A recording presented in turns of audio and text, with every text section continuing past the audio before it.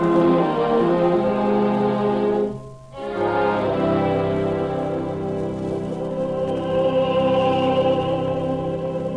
greatest story ever told. Presented by the United States Armed Forces Radio Service.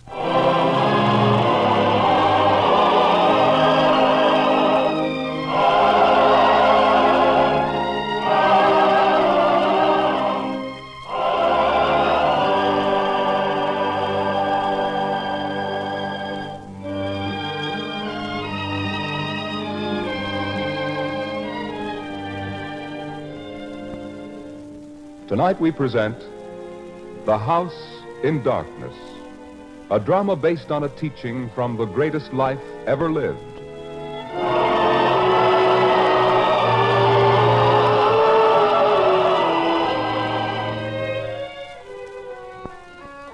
The dead of night, and nothing stirs in the town of Jezreel in Galilee.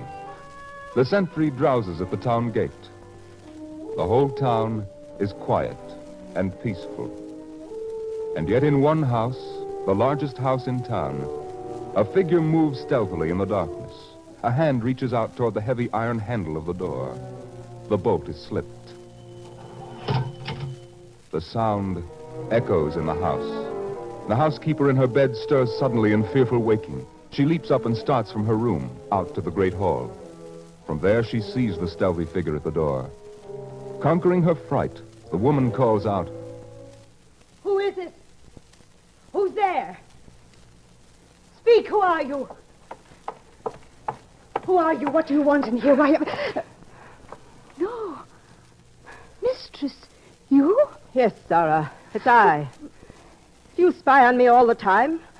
Mistress, you leave here in the middle of the night? Why? Where do you go? Please, Zara, no questions. You know you have not been feeling well ever since your son, the young master of this house, died. You can't go out at this time of night. I am going. But where? Why?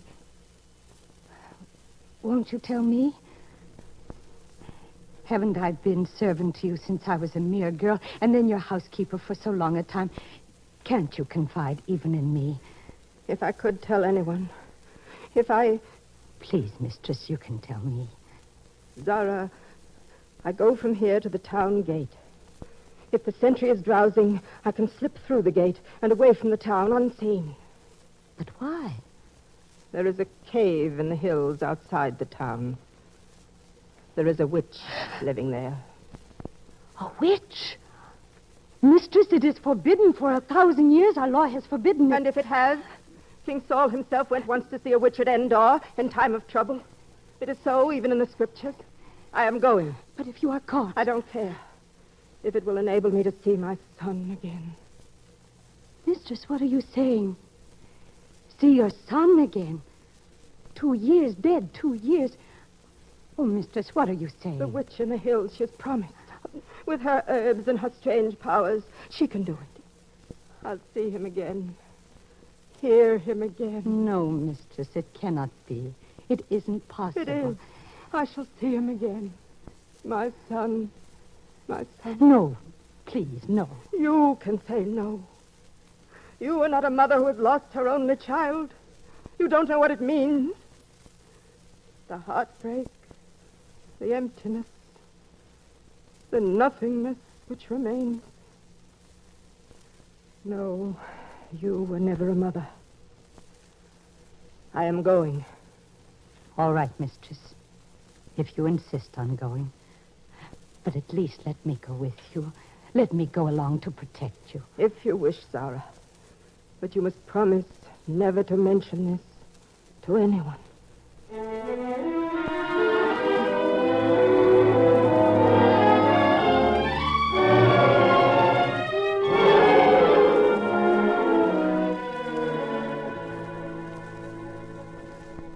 This is the cave, Zara.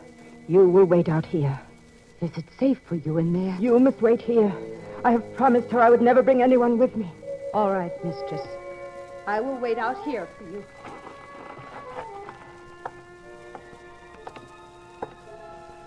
Woman, I am here again. Ah, it is you, Rebecca. Yes. This time will there be some sign of my son? Some sight or sound of him? Perhaps. This time. Sit here. Yes. Ah, good. Now, you brought the silver to influence the spirits. Yes. This time even more. I want to be sure this time. Place it here on the stone of the spirits. This time, will I have some word or sign of Absalom? You must be quiet, else how can I tempt the mysterious spirits to accept the silver?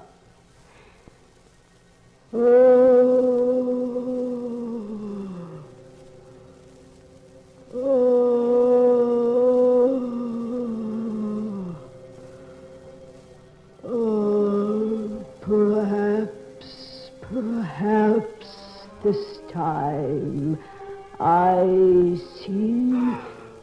Wait, I must. No, not this time. Oh, but you said. I said I would try. This time word of him was closer than ever before. Next time it will be closer still. Soon. So you must come here again. Night after next. Yes. Tonight there was some disturbing thing. You will come here again and bring more silver.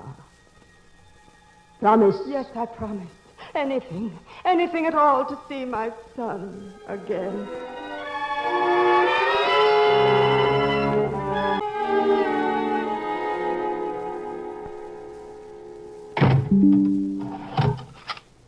Now, mistress, to your bed and rest. Rest.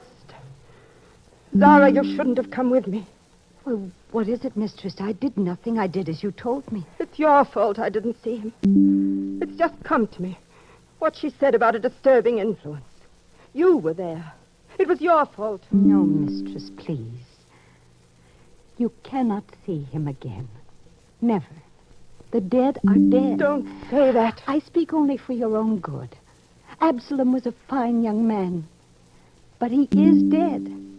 You must know that and go on to live your life among the living. Instead, you have made this house a tomb. You have made his room a dark place for brooding where no one but yourself is allowed. You cannot go on like that, mistress. You can't. Zara, you will leave this house forever. Mistress, you say that to me? Yes. I see now by the way you talk that you're as cruel and heartless as the rest of them, who would want me to forget that my son never lived. Forget him? Could I forget his gentleness towards others? His kindness? This house open to all who needed help. This house should be that way again. Never. I must live alone and in darkness the rest of my days. I have no life without him. But, Zara, I spoke too hastily. You won't leave me, will you? No, mistress. I shall forget your words spoken in anger. Now let me help you to your bed. Yes, Zara. Please do that.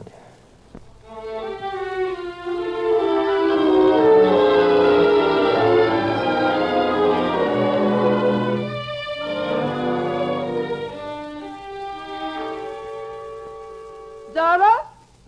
Zara? Zara, where are you? Mistress, did I hear you call? Yes. Where have you been all day? Wait, don't you remember? This is the day I spoke of, when I was to go to hear the master. You said that I could. Oh, yes. Yes, I remember. Well, did you see him? Hear him? Yes. Yes, mistress, I did.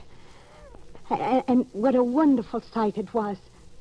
So many more people were there to hear him than ever before.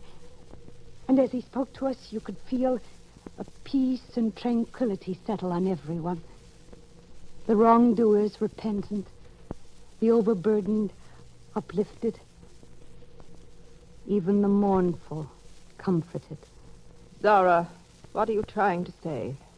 That you might come with me. I never go out during the day, you know that. Yes, I know. That's one reason I did what I did. What? Well, at the end of the teaching, great black clouds began to gather, a storm. It will break very soon. But you said you did something. Yes. The Master and his close followers, the apostles, they have no place of shelter traveling as they do from town to town. And with all the room we have here in this great empty house, I thought we could give them shelter against the storm this night. So I asked them to come here. It will not happen. Not in this house. No, please, mistress. I've already asked them. We can't turn them away now. Surely you wouldn't close your door against the Master. They will not enter here. Please, mistress, I will give up my food and my place. There will be voices of men. There will be lamps lit and feasting. They might even wander into his room. That can never be. No one goes into that room. No one but me. It was Absalom's. It will never be anyone's else. They needn't see the room, even know of it. Though such a room could shelter many men in a storm. No, Zara. Please, mistress, you heard the storm is broken. No, Zara. You will tell them that... Let's stay at the door now, please, mistress. No. Please, if I mean anything to you at all, do this, just this once. Don't shame me so before the Master. Go, Zara. Tell them they shall not enter this house. Oh, mistress, if only you would... Go, Zara. Yes, I shall go.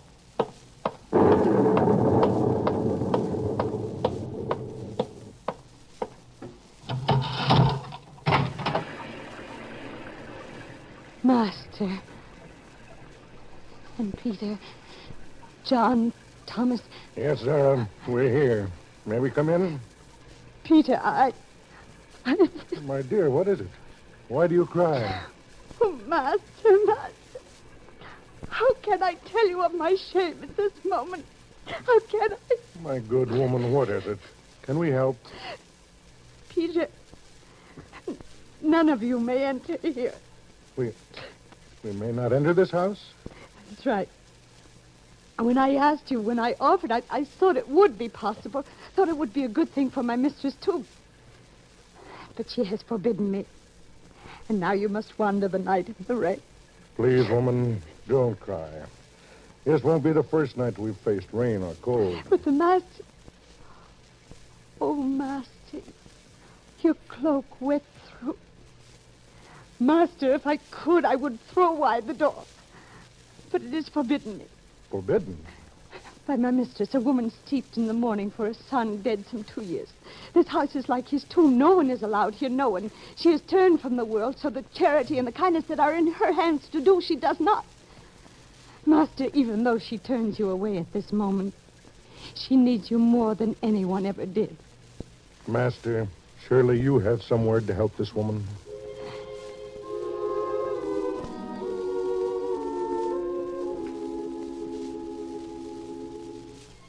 Let the dead bury their dead, but go thou and preach the kingdom of God.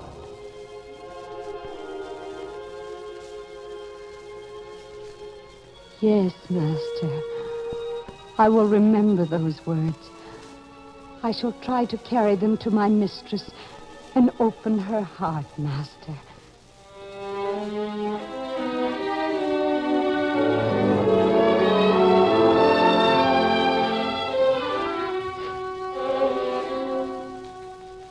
Well, Zara, why do you stand there and stare at me?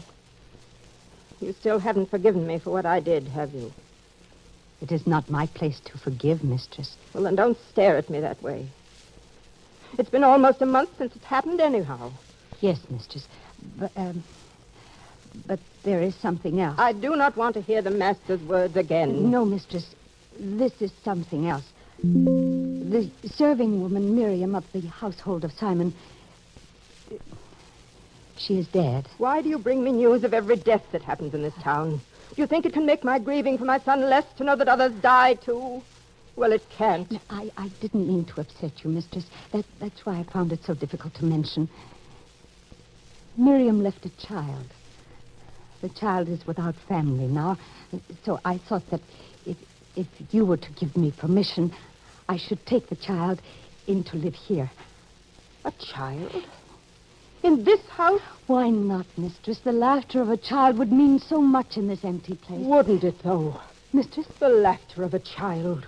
intruding on my thoughts of my son. There will be no child in this house. But, Mr. Don't you see what could happen? That child wandering loose around here. She might even get into his room. She might even touch some of his things. But, mistress, if the child were kept to one room... No, I don't want her here. I don't even want to see her. And if you never did see her, if I were to take her into my room, she would eat with me in the kitchen. She would never be permitted to come into this part of the house. You will never even know that she is here. Well, if I never know. No. If she doesn't make a sound or do a thing to disturb me. No, never. All right. You may take her in, Zara. Oh, thank you, mistress, thank you. You needn't thank me. Only make sure that the child and I never meet. That I never hear her. That's all.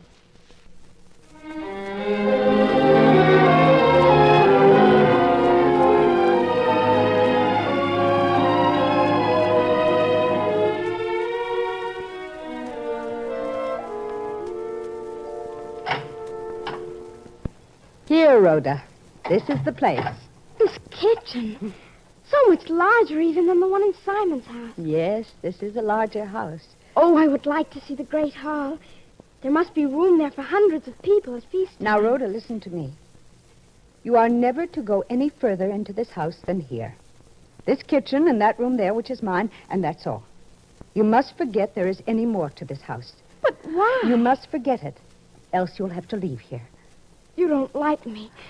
You don't really want me here, do you? Oh, of course I like you, child. And I do want you here. But the mistress of this house, she's a bitter woman. And because she still mourns her son, she wrongs the whole world and everyone about her. I suffer. Even the master was made to wander the streets in a torrent of rain. Now you will suffer in a way, too. You must be restricted to these 2 rooms. A whole great empty house? Now, please, child, do as I say. Yes, Sarah. From now on, Rhoda, these 2 rooms shall be your home.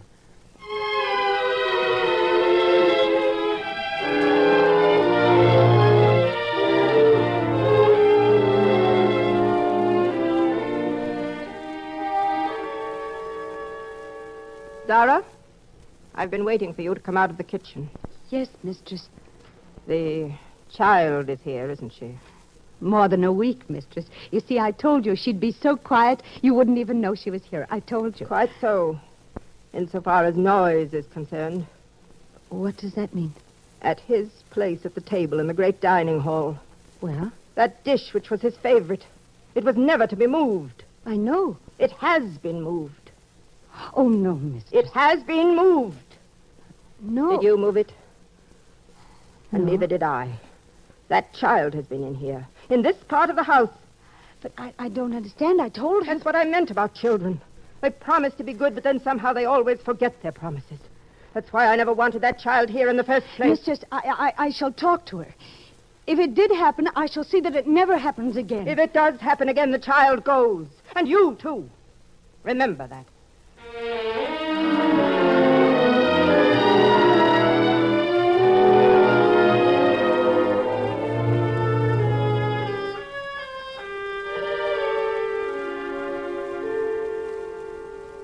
And she said you must have been out there. Must have touched that dish that was her son's favorite. Now tell me, Rhoda, did you? Did you? Sarah, Oh, no, child. No, don't cry. I won't punish you. Not if you tell me the truth. I couldn't help it. I couldn't. I kept thinking about the great hall and how it would look so beautiful. And the more I thought about it, the more it seemed a wonderful thing to see. Until I couldn't stand it any longer. I had to see it. I had to. And then you slipped into the room and saw the dish and touched it. Yes, Sarah. It was so nice. I just wanted to touch it. I did. Maybe I moved it, but only a little. Only a little. She has sat at that table every meal since her son died and kept her eyes on that dish all the time. She would notice even the slightest move. I'm sorry. I couldn't help it. Rhoda, it must never happen again. Never again. else neither of us will have a home any longer. Do you understand?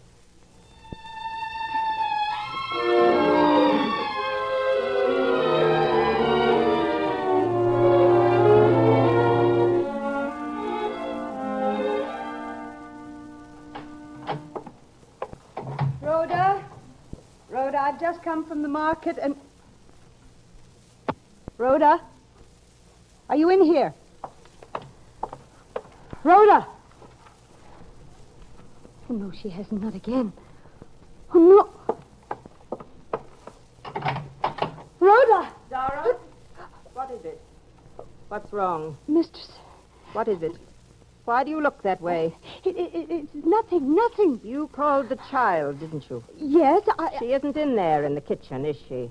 Mistress, please. She's come into this part of the house, hasn't she? She's done it again. Well, maybe not. Maybe she's outside playing in the arbor. Maybe The child's in here. You fear it, and you know it. But this time she's not in the great hall, for I was in there only a moment ago myself. She must be upstairs, in the other room. Maybe even in his room. Oh, no. I shall see at once. No, mistress, please don't. I am going up to see. No, mistress, no, please. Please, let me fetch her down here, please. No, Zara. Mistress, don't do it.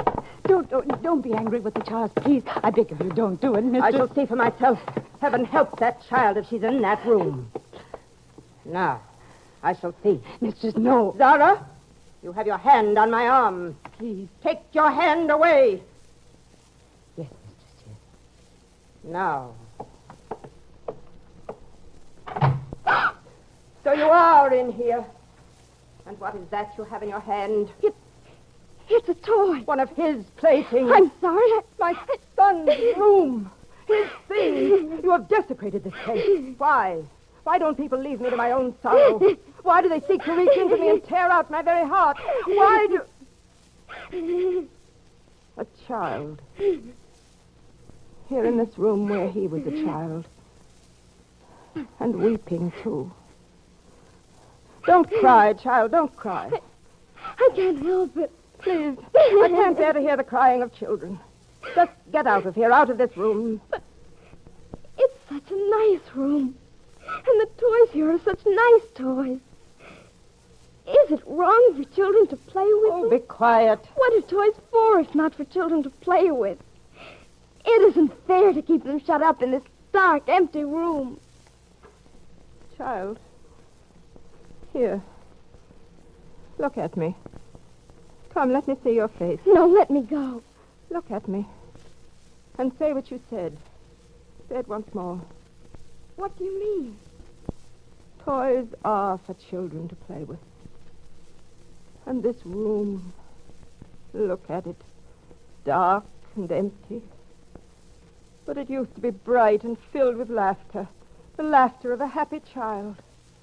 How much better that was than this. Child. Yes? These toys. This one you held in your hand. Would it make you happy to have it? Why, yes, it would. It would. Then have it. Have them all. All. What did you say? Mistress, did you mean it? Yes, Zara, I meant it.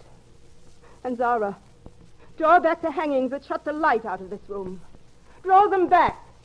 Yes, mistress. Yes, I shall draw them back. There. Light. Sunlight. For the first time since that day. Since the day he died in this room. Oh, the light is good in here. Child, let me see your face. I've never seen it before, you know. Yes, mistress. A sweet face. And good, too. And you are so innocently wise, my child. Yes, toys are for children to play with. And a house is for people to live in. This home will be like that from now on, Zara. Oh, yes, mistress. No more darkness. No deathly silence here any longer. But people and the sounds of life, voices and laughter, even tears. All of them are sounds of life. The world has not died. Only my son has died. I know that now. Child. Yes? This was a child's room once, and it will be that again. This shall be your room from now on. Thank you. Oh, mistress, bless you. Zara, now I realize the harm I've done to you. And what I did to the master, turning him away into the storm. And then to this child. Everyone suffered because I gave myself to selfish and destructive grief for far too long a time. Now I shall turn from grief and follow the master's way. This house, Zara, and my life from now on are dedicated to the living. No one in need shall be turned away ever again. My son would have liked it that way. And that way I shall follow the master's words.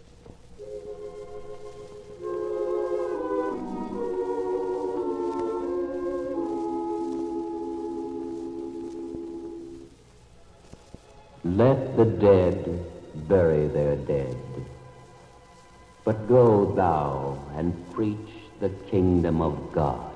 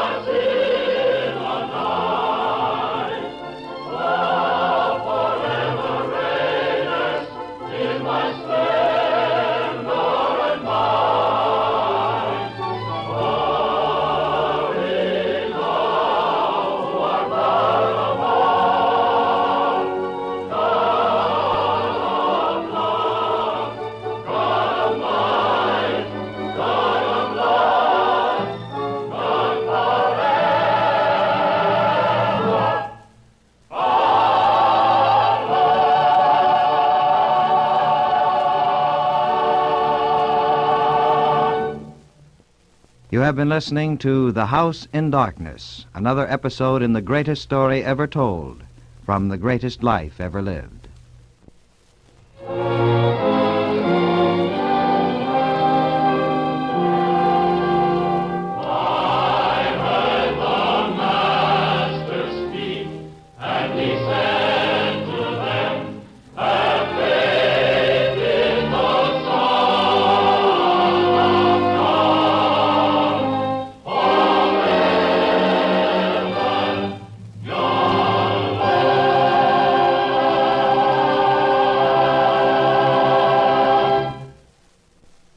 The Greatest Story Ever Told was a presentation of the United States Armed Forces Radio Service, the voice of information and education.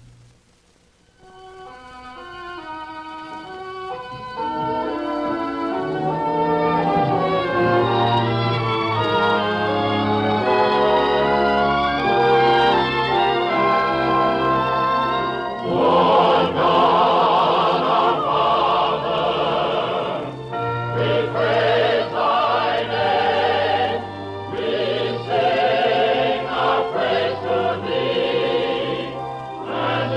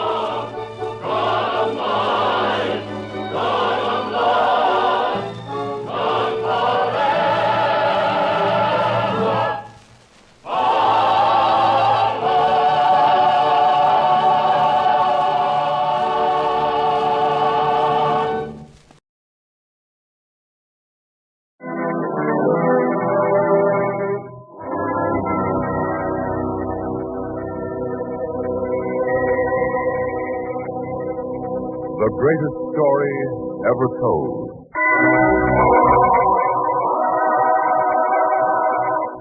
Presented by the United States Armed Forces Radio Service.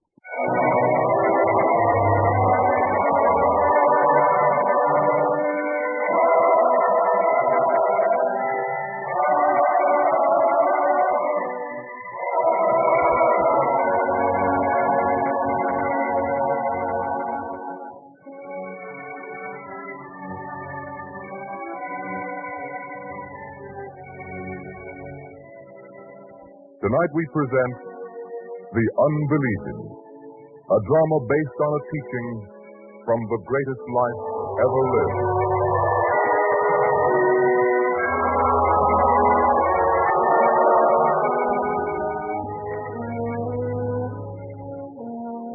In a Galilean town that faces on the Great Sea, there is sudden activity down at the waterfront. For one large vessel has just run up a flag signifying that she will sail with the tide. Casks of water and much food are being hauled onto the shore for loading. And the captain is not only busy giving his orders, but is also talking to the merchant, Aaron. Mind you, Abner, throw those casks securely. Now, Aaron, what do you say? Time's short, I have to know. Well, a man has to have time to think. Think? Nothing to think about. I told you where I'm sailing woolen cloth is as precious as food. They'll pay for it in gold. Let me take all the cloth you can spare, and I'll bring you back enough money to pay for it 3 times over, even after my share. Well, Aaron? I don't know. Risk a good part of my possessions, and a vessel can sink. No vessel of mine has ever been lost, Aaron. I know, but I have to be a little more cautious than most men. What do you mean? Well, a man doesn't like to talk of it, but I have a son, and he's not a well lad. Not that he's sick all the time, mind you, but suddenly from out of nowhere, the sickness seems to come on him like an evil spirit. And when it strikes him, he tosses and twists frantically as though he had a struggle going on inside of him, as though he wanted to throw off the evil spirit. Too bad, that. I've heard of such sickness. Well, you can understand that I must always have money to take care of the boy. I can't risk losing a good part of what I have. I see. Well, I'll find another merchant who'll do it. Now, wait. I'll return to the house, talk to my wife. I might yet decide to do it. Give me an hour, huh? An hour? All right, an hour, but no longer. I must sail with the tide. All right, men, careful with the loading.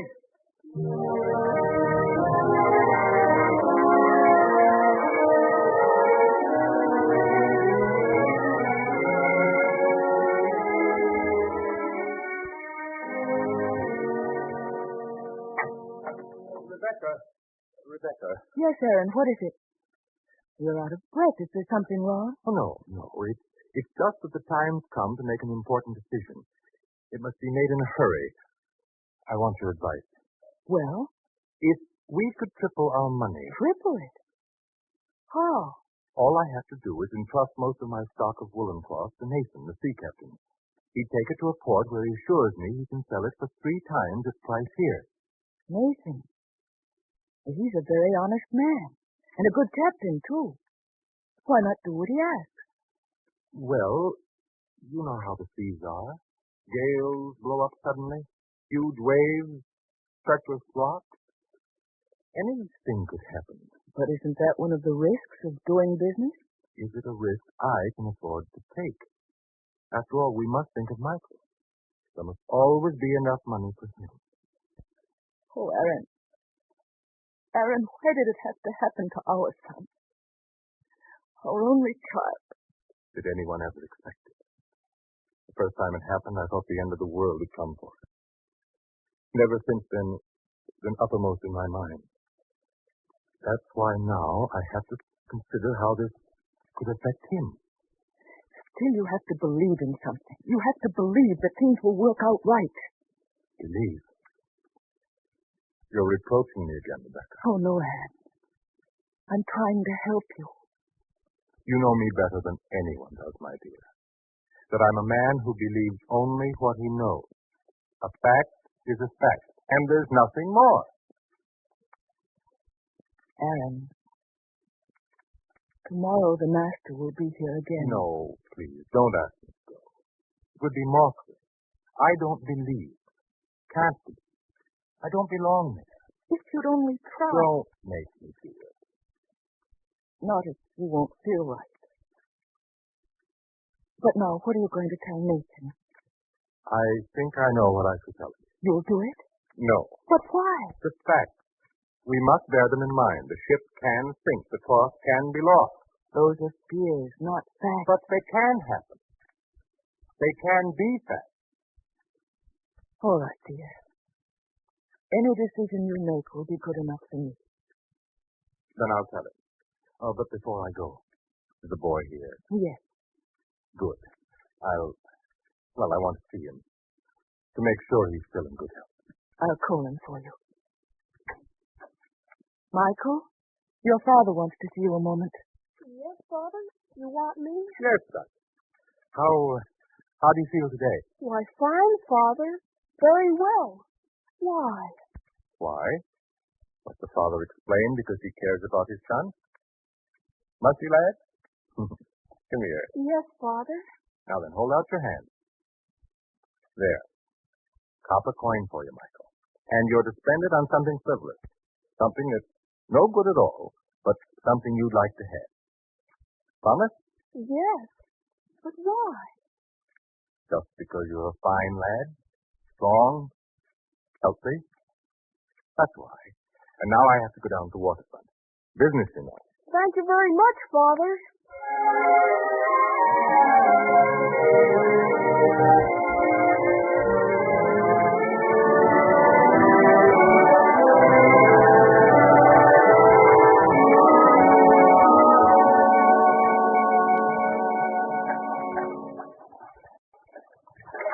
Well, Aaron, back I see. Have you decided?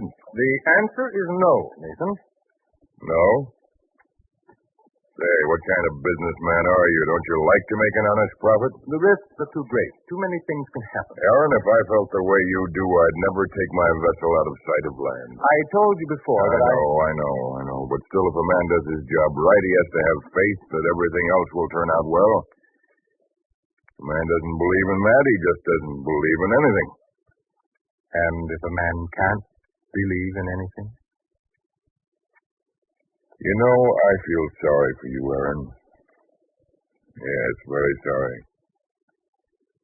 But I'll find another merchant who will take the risk with me. Wait, No. No, you'd better find another merchant. I will. Samuel, perhaps, is a smart man. He'll know a good thing when he sees it.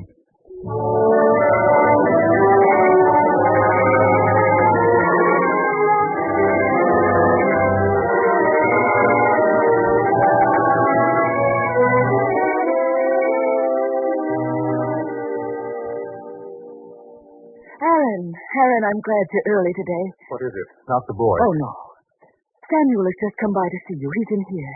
Samuel? Oh. Please, dear, at least be polite about it. Of course. Well, Samuel, good to see you. I must congratulate you on your good luck. The best transaction I ever made.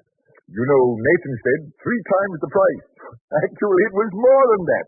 So I understand. Suppose you think I'm a fool for passing by the opportunity? Not at all. No one of us makes the right decision every time, but I thought you might be interested in something new. You see, that one transaction has convinced me there's a great opportunity, so I decided to put in my money, with several others, of course. We'll assemble a fleet of ships, say 4, to begin with, and we'll carry on trade with our own ships and our own goods, and Nathan will run it all for us. How does that sound to you? I wish you the best of luck, Samuel. Wait, you don't understand. We'd like to have you in with us. You want me to join with you? Of course. You'll do it, won't you? I'm not a man to rush into things, Samuel. I'll have to think it over. Of course. Tomorrow, then? Well, we'll see. Yes. Let us know when you decide, Aaron. Goodbye. Well, Aaron, it sounds fine, doesn't it? I don't know. One man among many. Don't you see what that means? I won't really have control over my own money. But if you can all make more money together than you can singly, isn't it worth it? But to let others decide what to do with my money, I don't have faith in others. Oh, I see. Understand, I don't say they're dishonest. But men are a little more lax with money that's not their own. You mean you're not going to do it? I mean, I won't jump at it. I'll think about it.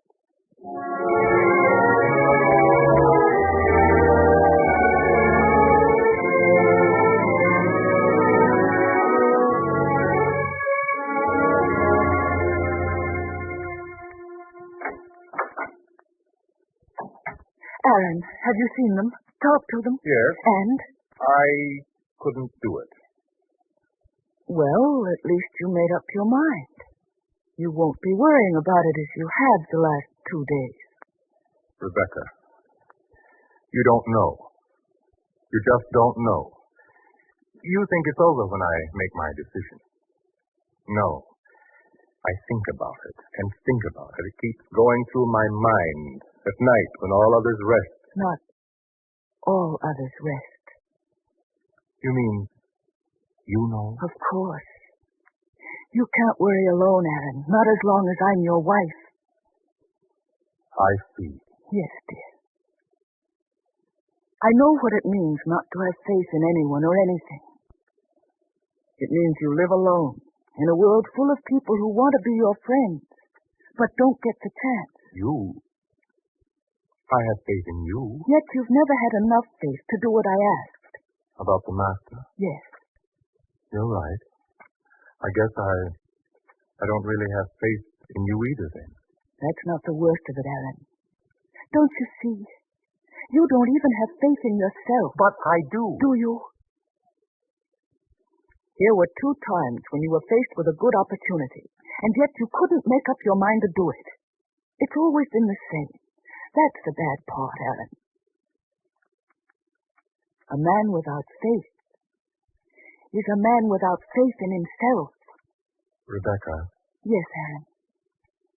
Do you hate me? No, Aaron. But I do pity you. And I want to help you. If you want help. I don't know. I have no faith. And I don't even know where to start to have it.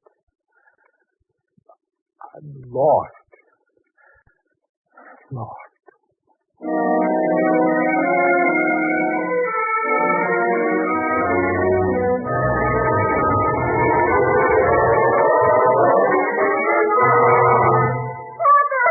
Michael?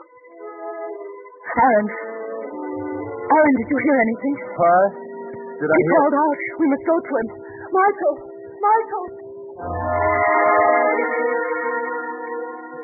Son, do you hear me?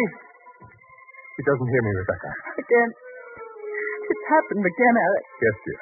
We mustn't lose our heads. We must do what we can. Do. What can we do? Wait. Just wait. I guess that's all. Poor boy. Poor boy. To be so stricken.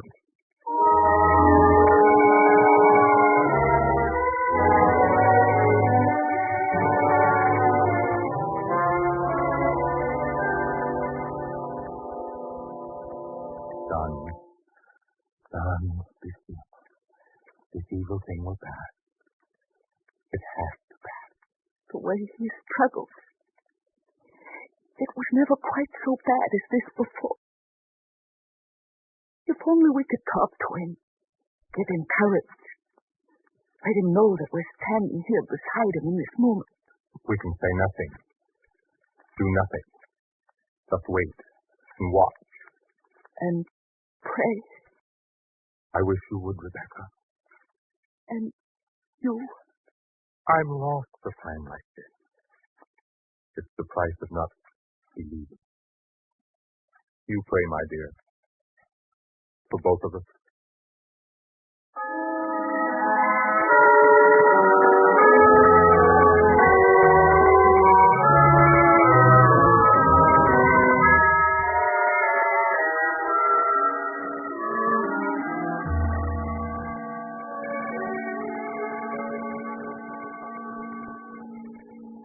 Rebecca. Morning. I wondered if it would ever come. I must go in and have a look.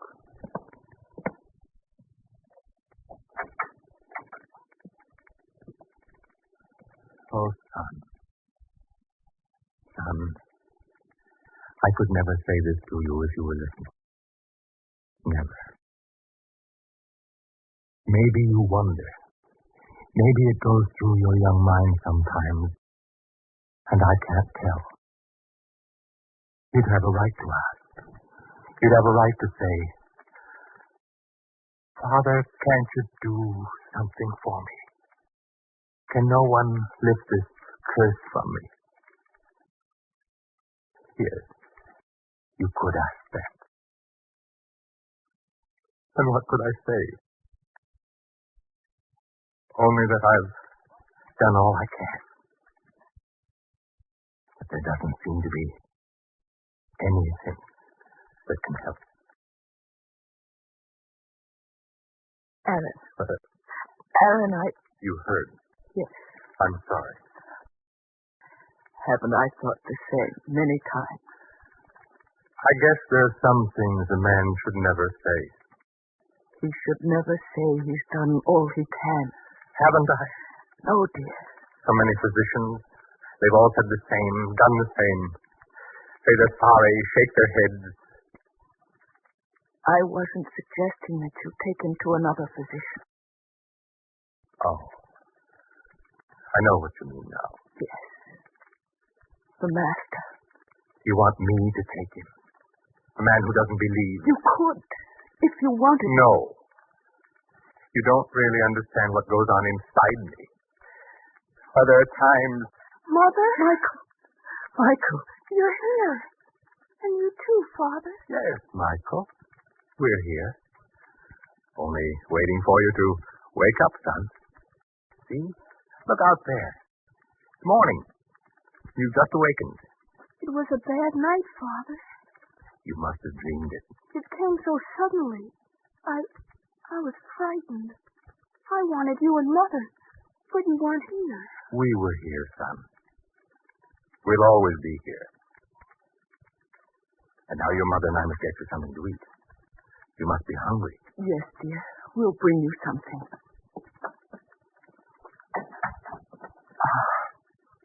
He's better.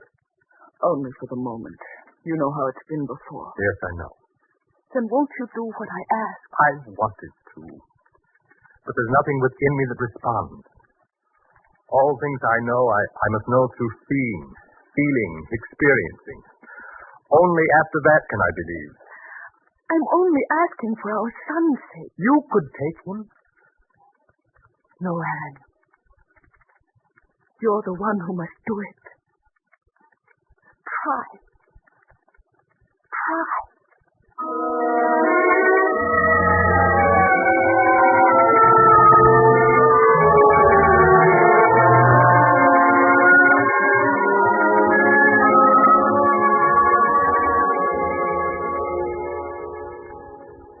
Rebecca, he doesn't look well again. There's that look in his eyes. I'm afraid it's coming on again. I know. So we must wait the next weeks in dread that will happen once more. And because you have no faith, we do nothing, not even for our own son. Perhaps rob our son, too. Oh, I've thought about it. But there's still something missing in me. Perhaps if we started out, the three of us, on the road it might come to you, the ability to believe. We could find him. We could talk to him before this dread thing struck Michael again. Do you think so? We could at least try. For our own son. Oh, Aaron. Aaron, give him his chance before it's too late. The next time he may die. Please, Rebecca, don't cry. This time I'll do as you say. For the boy's sake, we'll go.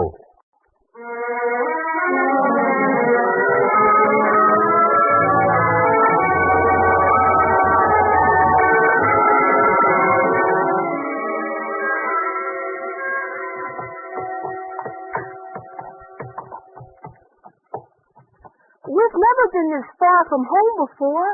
No, Michael. And do you feel well, son? A little tired, but I can go on. We are going on, aren't we? Another day, possibly two. Then we shall be there. Capernaum. Mother. Michael. Michael, what is it? I don't know. It seemed like the blackness was coming again. Mother. And... I have him in my arms. There. We must set him down to rest a while.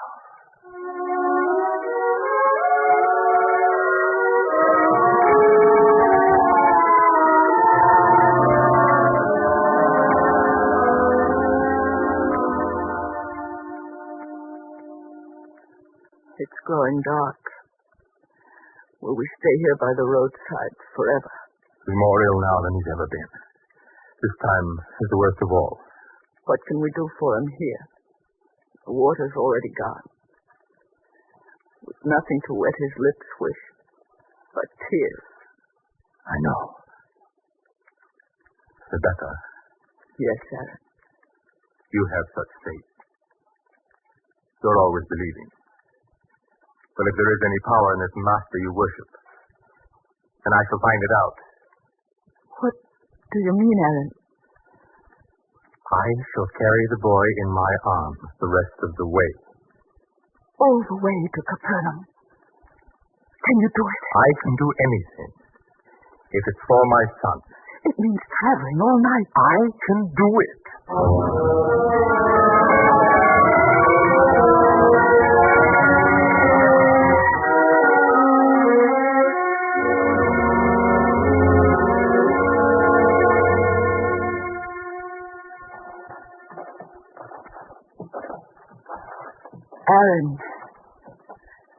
Aaron, you should rest a while. Capernaum. That's the place I'll rest. But you've been walking all night. And I shall keep on.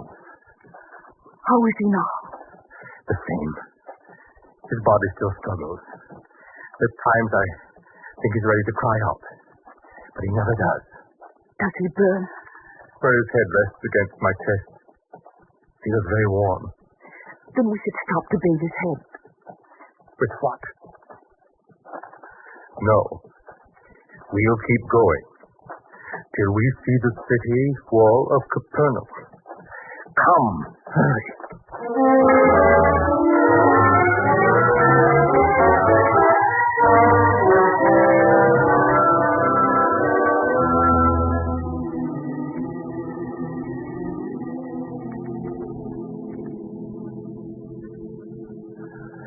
Well, Rebecca, is this the place? Yes, Aaron. All these people have come here to see him. Then point out the master to me. I shall lay my son at his feet. Let me look. Hurry, Rebecca, or our son dies. I can feel it.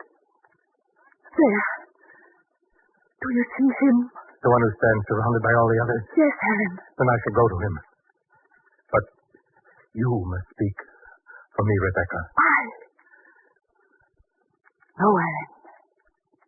It must be you. What shall I say to him? Master, I don't believe in you. And because I don't believe, I want you to hear my son who dies. No. You speak for me, Rebecca. Aaron, you've always said you wanted to believe and weren't able. Well, this is your chance. Tell him, honestly and humbly, what's in your heart. And then see if he'll help you to believe. Our son's life hangs on it. If I didn't have faith, I wouldn't be here. Go, Aaron. You ask him. Then be with me, Rebecca. Beside me.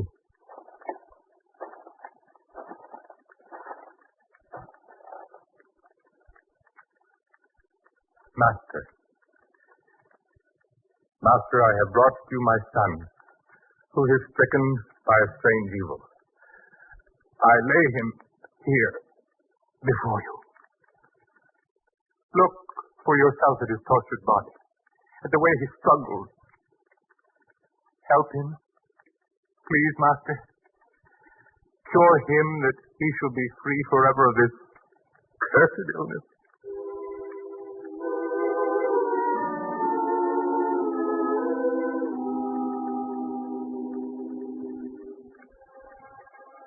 How long is it ago since this came unto him?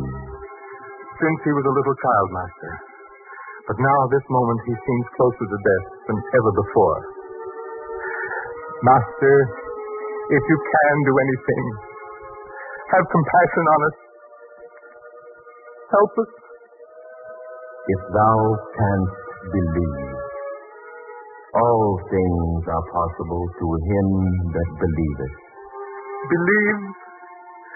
This moment more than any other would I want to believe. Yes, I want to believe. Help me, Lord, in my unbelief.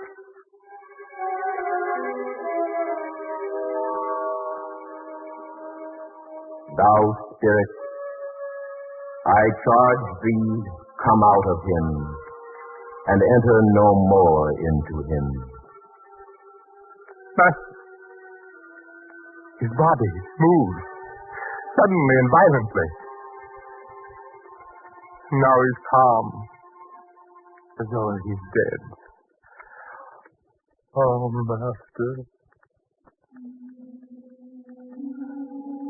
Master, why do you reach down to take his hand?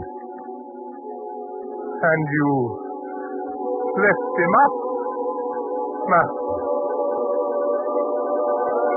Master.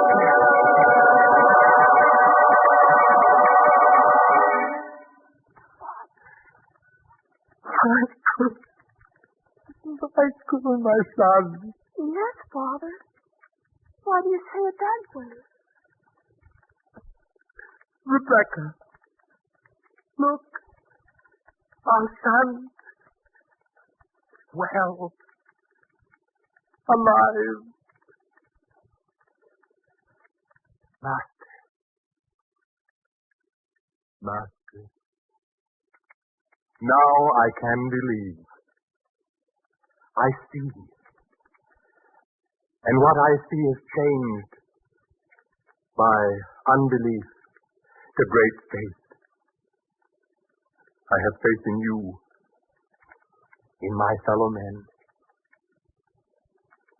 in my wife,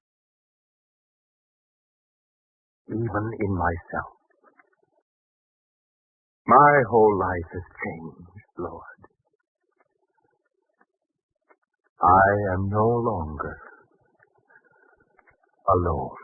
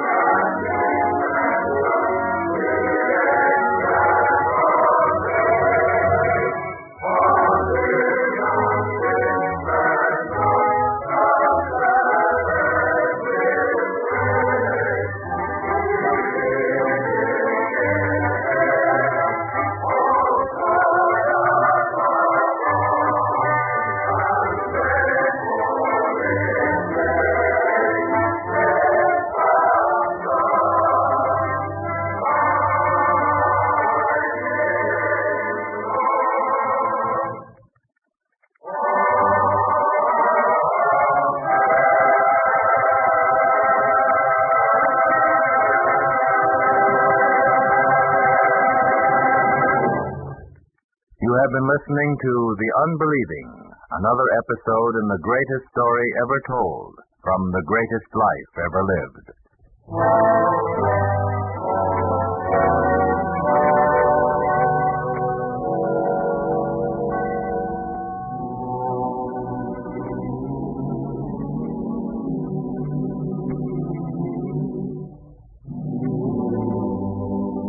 The Greatest Story Ever Told was a presentation of the United States Armed Forces Radio Service, the voice of information and education.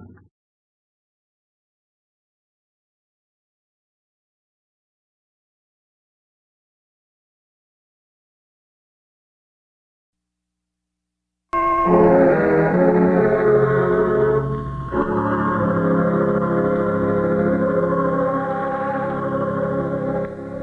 greatest story ever told. Presented by the United States Armed Forces Radio Service.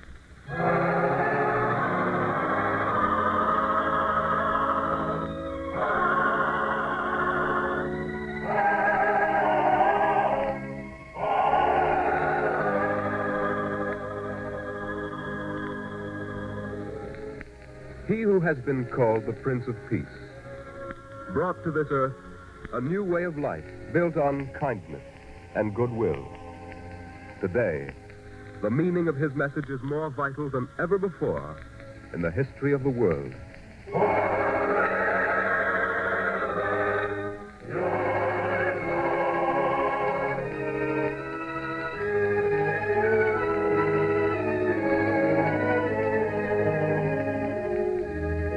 The town of Bethany.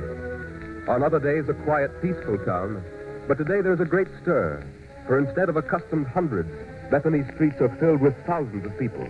And they are anxious people, awed by the presence of one about whom they have heard a strange, yes, an incredible tale. Most of all, the people crowd around the temple, for he is there. And they are anxious to see him and hear him speak. Let me through, sir. I must see him. Aye, they all say the same. There are more people in the temple today than I've ever seen before. All to see him. I've heard he was actually raised from the dead. Oh, you mean Lazarus. I thought you spoke of the master. I came to see Lazarus first. If it's true that Lazarus was raised from the dead, then I want to see the master. Lazarus was dead 3 days. 3 days? And he was brought back to life? You can't disguise your wonder. Maybe you doubt, but I saw it. I believe. For Lazarus is a brother of Mary and Martha, whom I have known since childhood. I tell you, I saw it. And is Lazarus inside the temple? He is. Then I must see for myself. Make way for me, please. Oh, I'll stand aside. But people have come from Jerusalem, Bethlehem, Nazareth, from all over the land. They are as eager as you to see Lazarus and the Master. I say, make way. Please, make way, please. I must see Lazarus. Quiet, son. This is a temple. Oh, yes. Which one is Lazarus? He sits up there, on the platform. Oh. It's a miracle. A miracle. More than that happens here today. The Master has just spoken of eternal life. Eternal life. Such a thing possible? It's what he said. But there are people here who disbelieve, who question him. Would they dare to question one who has raised a man from the dead? They'll try. But quiet now. The questioning is about to begin. And now, the Master will answer all questions. Who would ask the first? I would like to ask a question. Who is that man?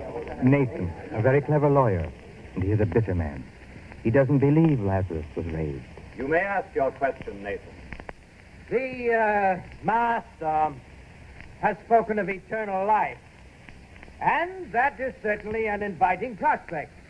If the taxes are ever reduced, am I right? He's trying to heckle the Master. Oh, he's a smart one, that Nathan. Now, there's only one small question I have to ask. What is the secret of this eternal life? Is it perhaps achieved by some magic brew compounded by the witches in the hills of Galilee? Can it be bought? Can it be earned? My question, Master, is this. What shall I do to inherit eternal life? Well? That's a question filled with a great deal of malice. Nathan knows how to ask such questions. But wait for the Master's answer. My friends, we must have quiet.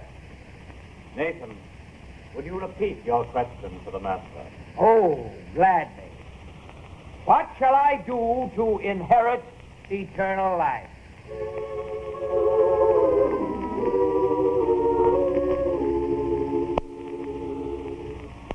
What is written in the law? How do you read it? What is written in the law, eh? Well, there's a part in the commandments which says, you shall love the Lord your God with all your heart, and with all your soul, and with all your strength, and with all your mind, and your neighbor as yourself. So that's how I read it.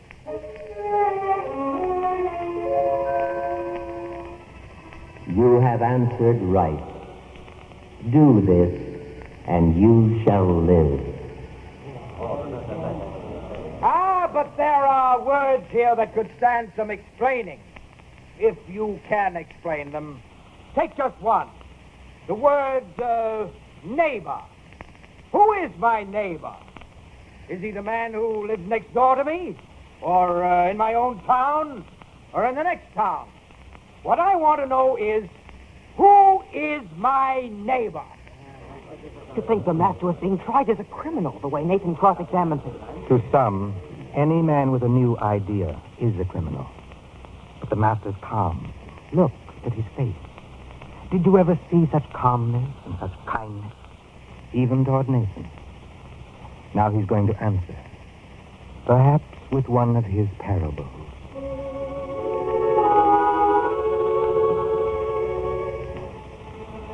A certain man went down from Jerusalem to Jericho, and he fell among thieves.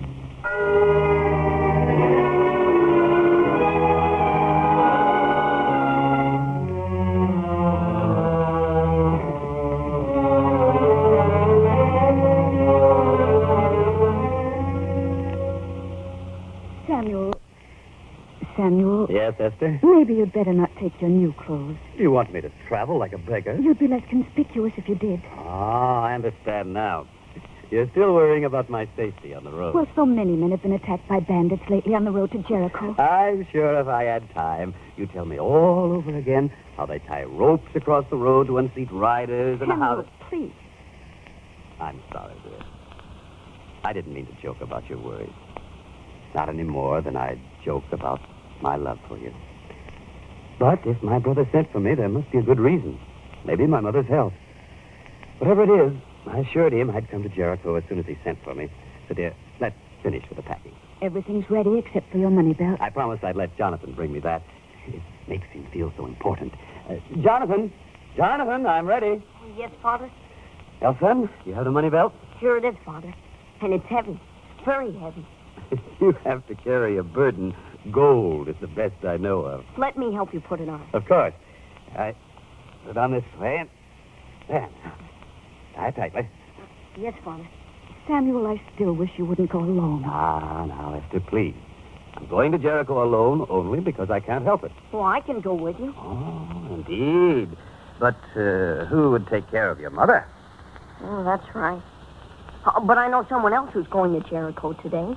Saul's father. Today? Yes. You see, Samuel, you don't have to go alone after all. Why, of course. And whom do we have to thank for it? Why, my son. Jonathan, you're proving to be a great help to your father. I'm proud of you, son. Thank you, Father. But I better go find Saul's father now. Tell me, Jonathan, do you know Saul's father? Have you ever seen him? Oh, yes. He's a wonderful man. Very kind. Well, nice. It's nice to be with him. But now I'd better find out when he's leaving. Certainly, but there's no need to run. Oh, I'll have to. You see, I have to go down to King David Street to find Jonathan. Yes, Father? Did you say you were going to King David Street? Yes. Saul lives there, and if I want to talk to his father... Jonathan. What's the matter? Just who is Saul's father? Ephraim. Ephraim of Nablus. Of Nablus. And King David Street. Just as I thought. Of course, he's a Samaritan. Yes. Well... Is something wrong, Father? Is something wrong? In heaven's name, son, don't you know about the Samaritans? What do you mean? I don't ever want you playing with Samaritan boys. Is that understood? But why? Why? Well, for one thing, Samaritans are dirty, shiftless people. Saul isn't dirty. Besides, they're not to be trusted. But, Father, Saul is an honest boy. He never cheats a king. Jonathan, will you listen to your father? Yes, Father, but can I even ask why? Well, Well, Samaritans are traitors. 500 years ago, when the Babylonians invaded our land, it was the Samaritans who collaborated with them, who ate at their tables and even married their women. 500 years ago. Well, you can't blame Saul for that. He's a Samaritan, and it's in their blood to be cheating traitors. Father. Yes, Jonathan? What you said about their blood, it's not so. And what do you know about such things, may I ask? Saul and I, we made a pact of friendship. I cut my hand and he cut his, and we mingled blood. It looked the same, his and mine. A sacred pact of friendship with a Samaritan. Esther, did you hear? Please, dear. Now, I've heard everything. Jonathan, you may leave the room, but before you go, promise you will not play with any Samaritan boys again. But, Father... I said promise. Father, please. Saul's my best friend. Promise. Yes, sir. You may go now. I can't get over it, Esther. What's happened to the boy? Is that why I work so hard? Give him the best of everything so he can associate with Samaritan boys? Please, Samuel, don't think about it now. You've got a dangerous journey ahead of you. Samuel. Yes, sir. Would it really be so bad if you went with this Ephraim of Nablus? Esther, I'm surprised. I'm sorry. I only thought of your safety. After all, who would see you on the road? Oh, you can't tell about things like that. Some important merchant might see me. The word would get around that I associate with Samaritans. It might ruin me. I'd rather risk it alone than be seen with a Samaritan. And now I'd better go. I've already put a skin of fresh water and some cheese and bread in the camel's saddlebag. And here are your clothes and the gifts I got for your mother and brother. Good, good. Samuel, take care. And on your way, stop in at the temple to make a sacrifice. And pray. Don't I always do that? Now, goodbye, dear. You will take care. Of course. I'd better go now. Samuel, haven't you forgotten something? Forgotten? What we always used to say when we parted. The Lord keep watch between thee and me. While we are absent, one from another.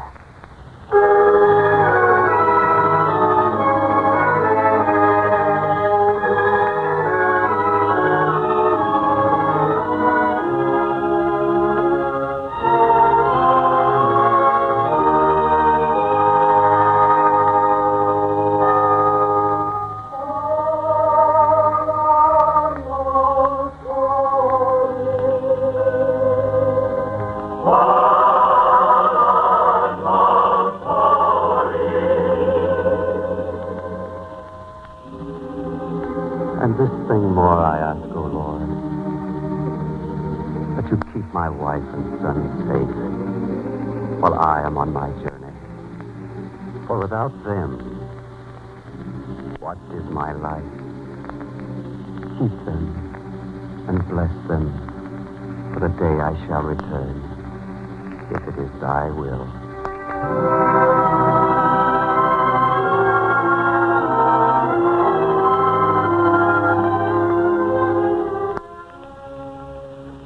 And may your offering find favor with the Lord, so that he grants you a safe journey. Amen. Amen. And thank you, good priest, for your benediction. I trust you will have good luck on your venture. Where are you going? To Jericho. Jericho? Oh, that's bad. Yes, if it weren't a family obligation, I wouldn't risk it. Well, it's not so dangerous as long as you go in a caravan. Caravan? I'm afraid not. I can't wait until one leaves. You mean you're going alone? Yes. My camel is outside, and I'd better leave now if I want to cover the road in daylight.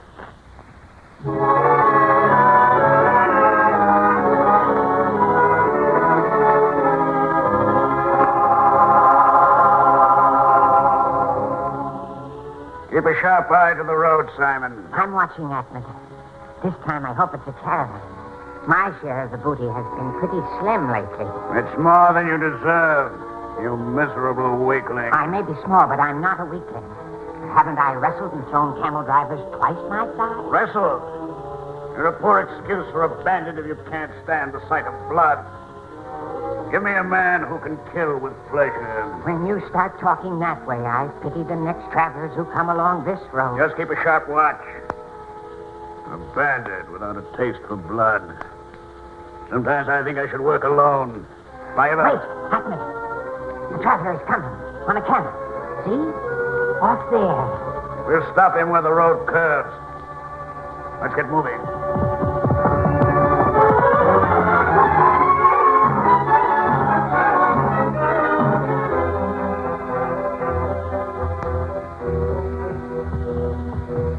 Hello there, friend. Yes? Who are you? I'm a lone traveler from Jericho, and I'm thirsty. Could you spare a man a mouthful of water? Surely, friend. I'm Samuel of Jerusalem. You're welcome to drink all you can hold. I thought you said you were alone. My friend's a little man. He can't drink much. Come, Simon. The man says we can have a drink. Now, wait. I doubt if you are a traveler. You don't look like one, and Get around on the other side of him, Simon. Say, what is this? You hear that? What is this? Hand over your money belt if you know it's good for you. Money belt. So you are a bandit. Yes, I'm a bandit. You hit him a good one, Hackman. Don't talk so much. Just dismount. Get his money. Sure. Hurry, get the money belt and let's get out of here. Sure, but I think you gave him too heavy a blow. Shut up. Search him, get his money belt, and let's go. Yes, sir. The belt is tight, but I'll... There it is. And a heavy one, too. It'll buy many a skin of wine. Let me have it. Here. His clothes are not so bad either. Well, don't stand there talking about his clothes. Take them. I'm taking them. Oh. Still alive, is he? I'll fix that. Hackman, you'll kill him. I don't like victims who moan. Well, that's done. Now take his camel. If we ever get caught, there's one man who won't be able to identify us. Come on, weak knees. Yes, Hackman.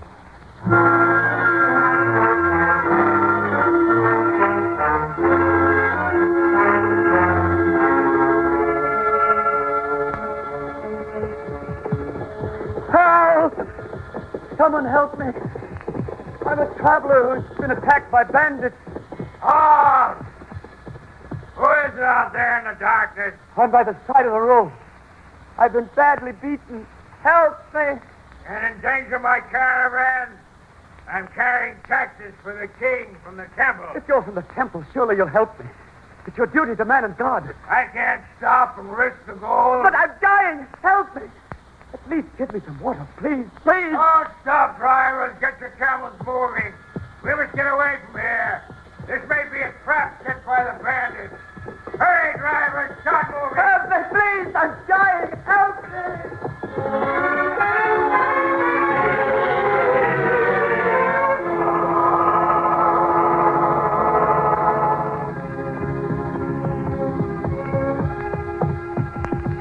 Another caravan. If I could only get up. Help! Help! Who is that who's calling? A voice. The voice of a man who sounds pretty sick and weak. Help me! I've been attacked by bandits. Shall we stop? Who is it out there in the darkness? I'm Samuel of Jerusalem. I've been beaten by bandits. I can't move. Help me. I need water and clothes. I'm freezing here in the night. Help me. A man who travels alone deserves to die alone. From the size of your caravan, you must be an important man. Can't you spare even a skin of water, an old coat? I tell you, I'm dying. I am a servant of God on urgent business. I have no time to stop. If you're a servant of God, could you let a man in distress die? To me, you're not a man, only a voice in the dark. Move on, men. Move on. No, you must help me. You must. I have a son, a wife. What else, they? Help me. Move on, I say.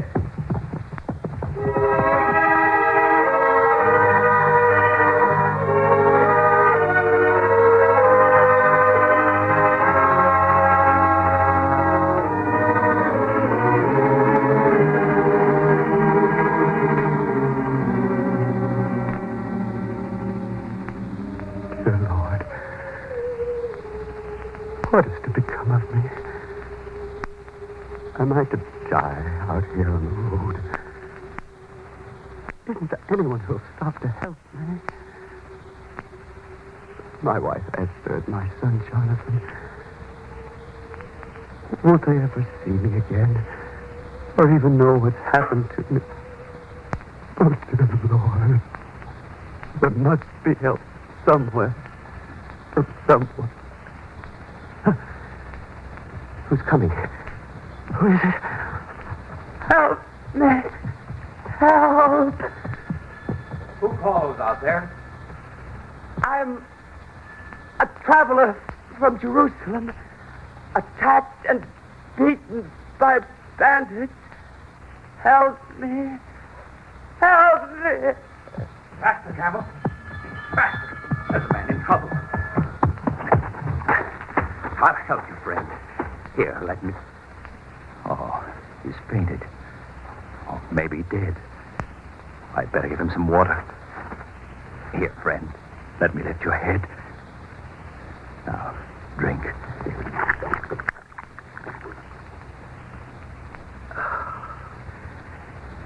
Thank you.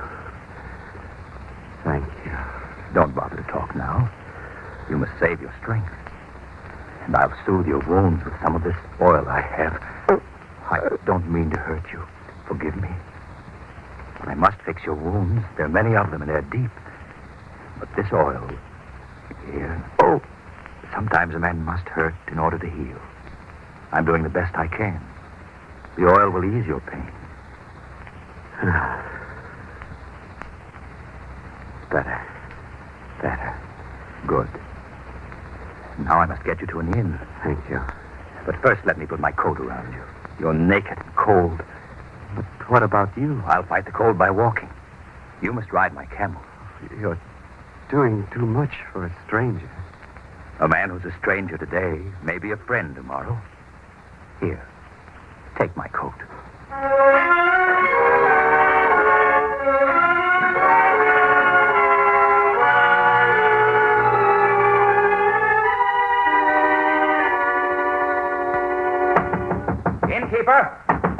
Innkeeper! Who's knocking this time of night? I have a traveler with me. He's sick. He needs a bed. Oh, all right. I'll open up.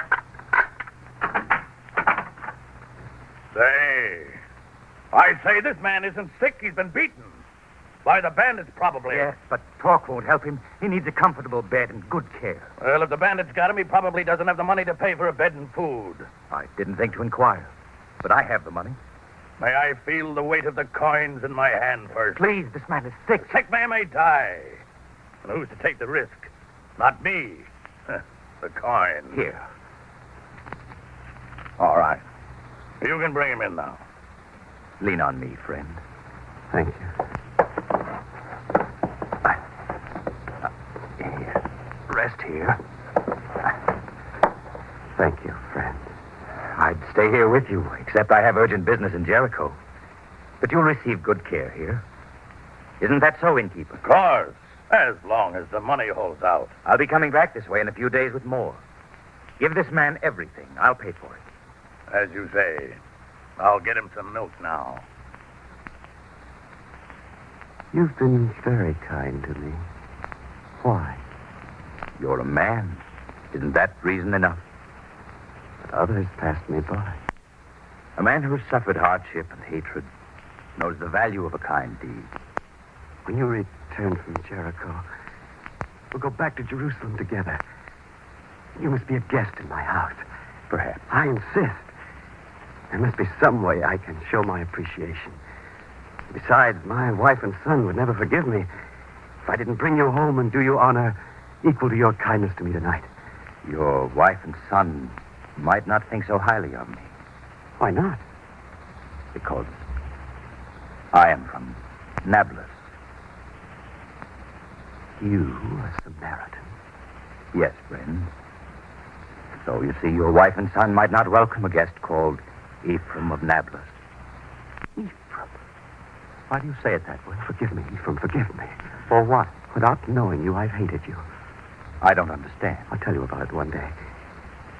But now that I know who you are, I insist you not only dine with us in my house, but bring your wife and your son Saul as well. You know that I have a wife and a son. Yes, I know. There are many things I know now that I never knew before. It isn't a man's face or his possessions or the way he speaks or the place he was born which determines how good a man he is. It's what he does towards his fellow men that should earn him his place in this world. And yours, Ephraim, should be among the highest. Promise you'll come to my house, please. I promise, Samuel.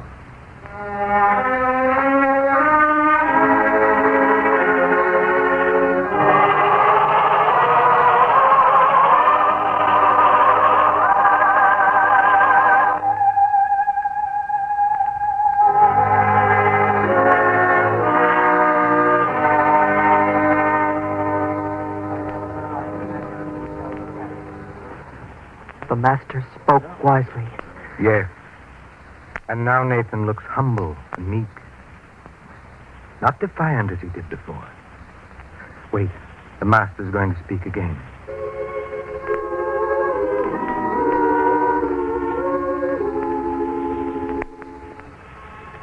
Which now of these three do you think was neighbor to him that fell among thieves? I know now, Master. The man who showed him mercy.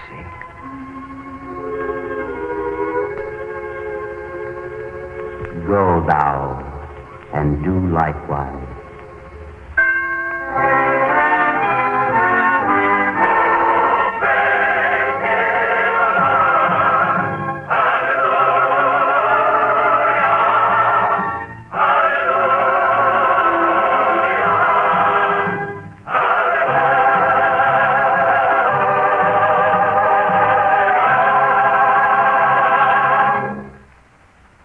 Listening to The Good Samaritan, another episode in the greatest story ever told from the greatest life ever lived.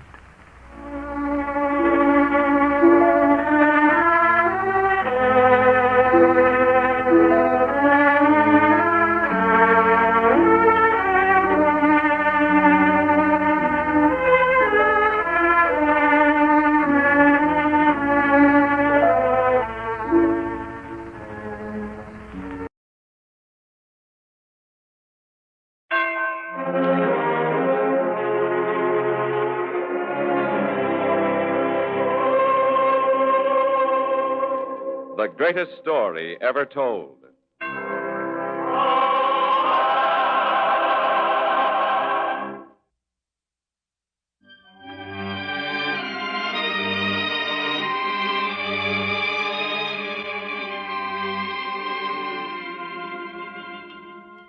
Tonight we present Flight into Egypt, the fifth of 5 Christmas season dramas about the birth of that child who was to live the greatest life ever lived.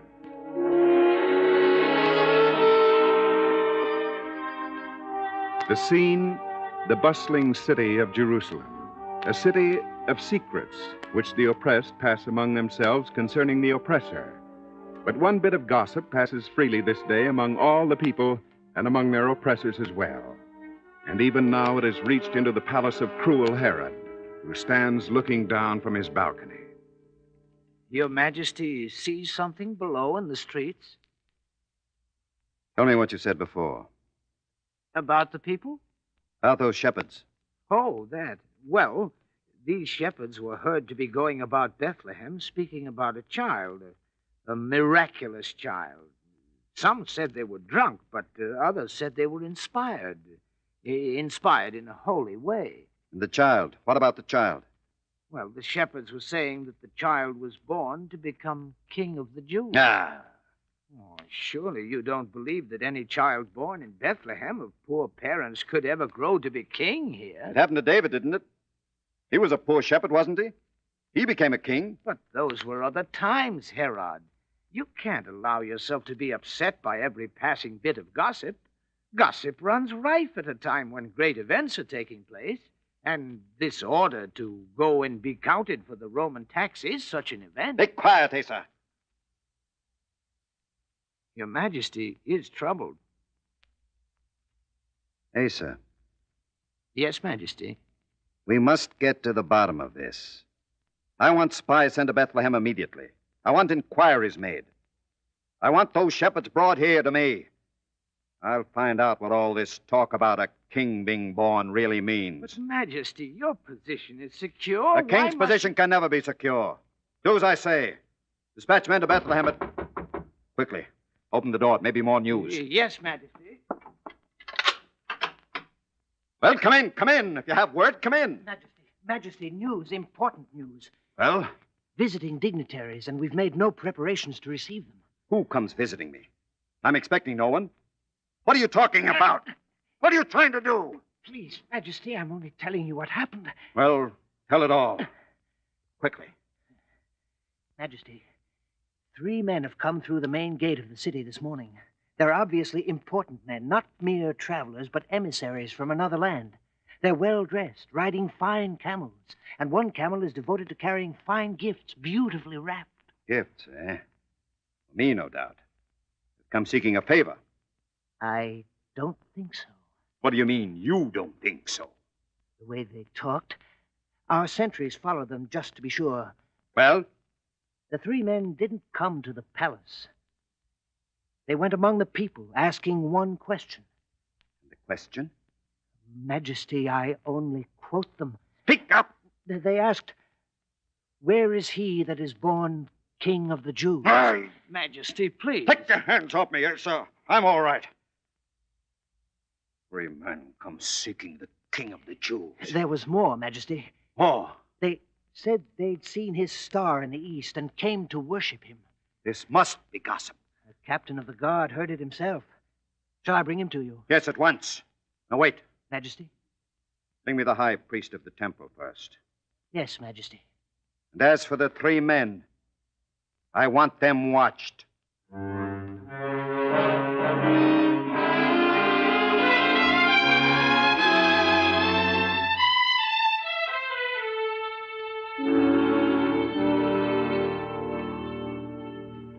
What is it this time, Herod? Another order that will be painful to the people? You priests are always worrying.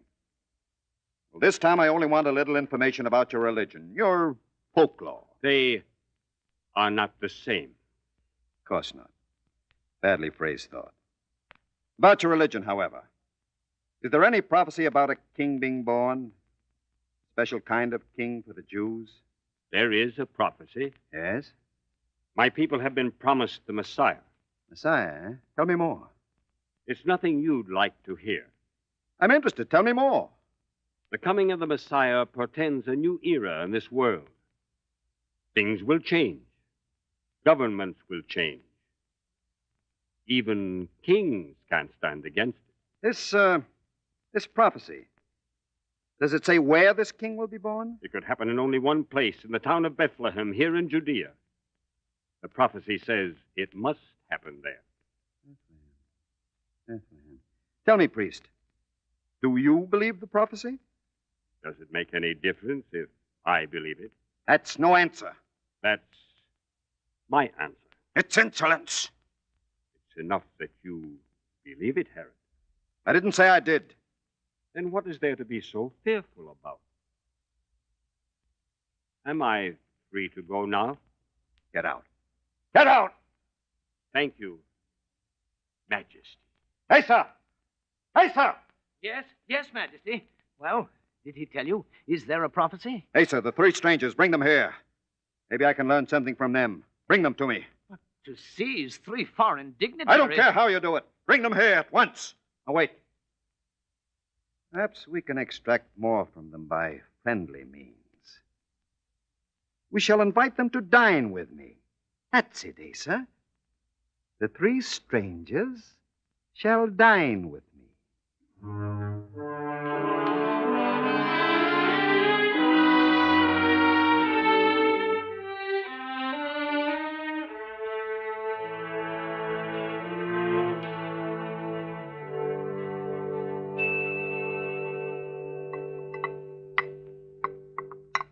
And so you came from your native land to visit Judea? May I correct your Majesty? We came not from one land, but from 3 lands, each from a different place in the east. Really? Oh. It's what made us even stronger in our determination to follow the star to our destination. Star? You follow a star? That's what makes us so sure. To each of us, in his own land, the star appeared at the same time some weeks ago. As it happens, we are all of us students of the heavens. Isn't that right? Yes, Majesty, we are. So each of us set out individually to follow this star which appeared so strangely in the skies. And it brought us together, so that together we came, seeking the newborn King of the Jews. I see. Of course, Majesty, we are deeply grieved that we are here in your presence without suitable gifts. But we hadn't expected such a greeting from Herod himself. But they tell me, wise men, that you did come bringing some gifts. Those gifts for the newborn king. Those we couldn't disturb. Could it all be a fancy of some kind? The star, the newborn king, how do you know? We've asked ourselves that many times since we first met in our journey. And you've agreed on some answer? Surely men wise as you three are.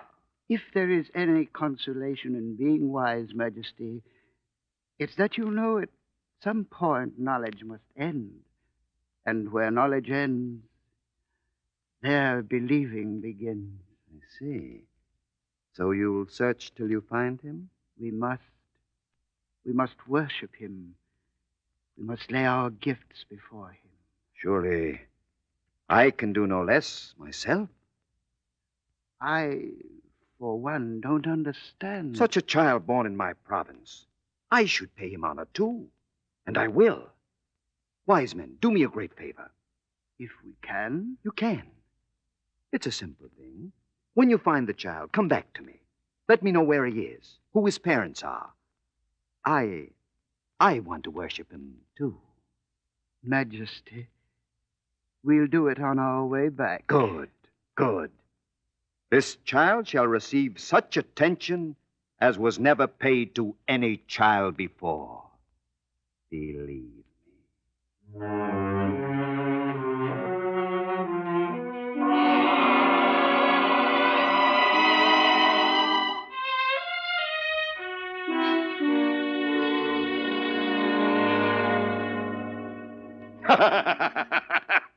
Well, Asa, no need to fear now. And no need to search for the child either. You've got news I haven't heard, Majesty? No news, only cunning. The child will be found for me. The three men? The three wise men, yes. Well, are you sure they know? I'm convinced of it. A star.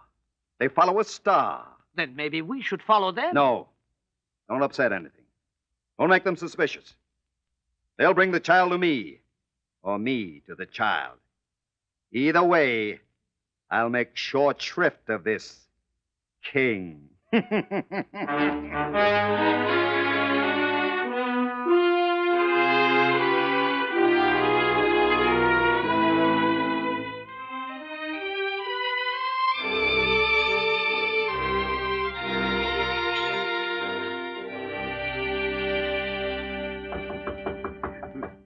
To intrude so late at night. We must, Caspar. This is the place, isn't it? We've been to all the other inns. It's this inn, no doubt. Who's there? No room, no room. We've come seeking a child here. Child? What is it with this child that so many come seeking him? You mean there were others? Shepherds came a few nights ago, just as you. Did you hear, my friends? Others have sought him out, too. This is indeed the child. May we enter? I told you there's no room. We only want to see the child. Then come in.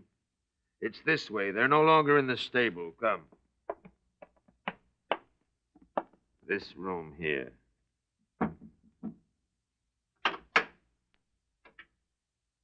Yes. Who are these? The child. Everyone wants to see the child. Oh? Mind you, I want no more disturbances. When these friends of yours depart, you'll bolt the door after them. I need my sleep. You three, you've come to see the child. Yes, friend. Who are you? My name is Joseph, a humble carpenter chosen for a duty I hope I'm worthy to fulfill. The child. The mother. In here, my friend, but softly, for he sleeps. Yes. Softly.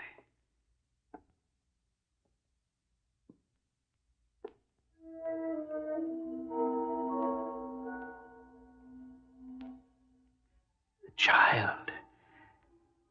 We must kneel, brothers. Mary. Mary, they worship him. Joseph.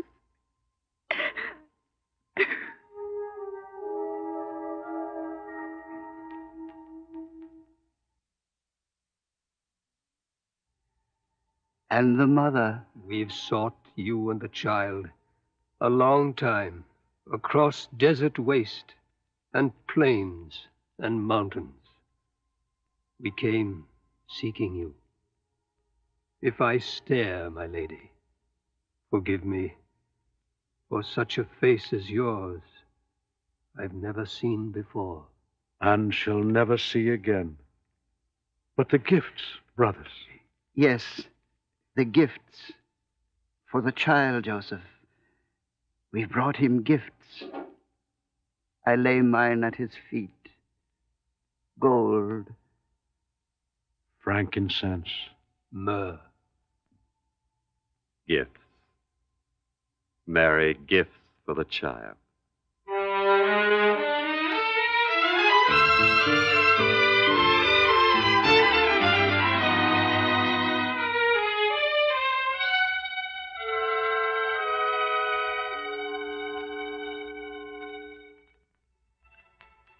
Joseph.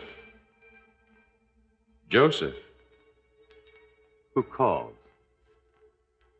It's a voice I've heard before. Joseph. You. The angel. The angel. Why have you sought me out a second time? Have I failed? Joseph, arise and take the young child and his mother and flee into Egypt. And be thou there until I shall tell thee.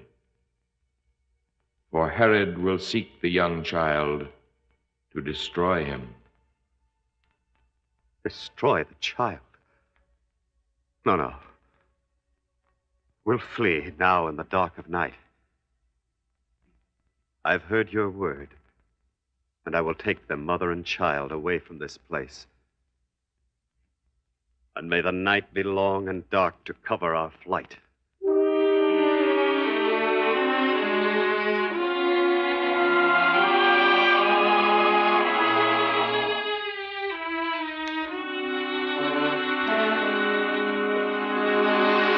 Hey, sir. Hey, sir. Yes, Majesty. There must have been some word of those three wise men. Nothing yet, Majesty. I await reports every moment. But they said they would return. They did not return. And no trace of them? Is Bethlehem so big a place that my own sentry can't find them there? They've escaped, I told you. Quiet. Yes, Majesty. Ah, Hector. You found them. Well? Nothing, Majesty. They couldn't have disappeared off the face of the earth. They might as well have. Surely someone must have seen them in Bethlehem. No one last night, no one this morning. They may never have arrived in Bethlehem, for all we know. The priest said Bethlehem was the only place where the child could have been born. But no one saw the three old men. Majesty. Yes?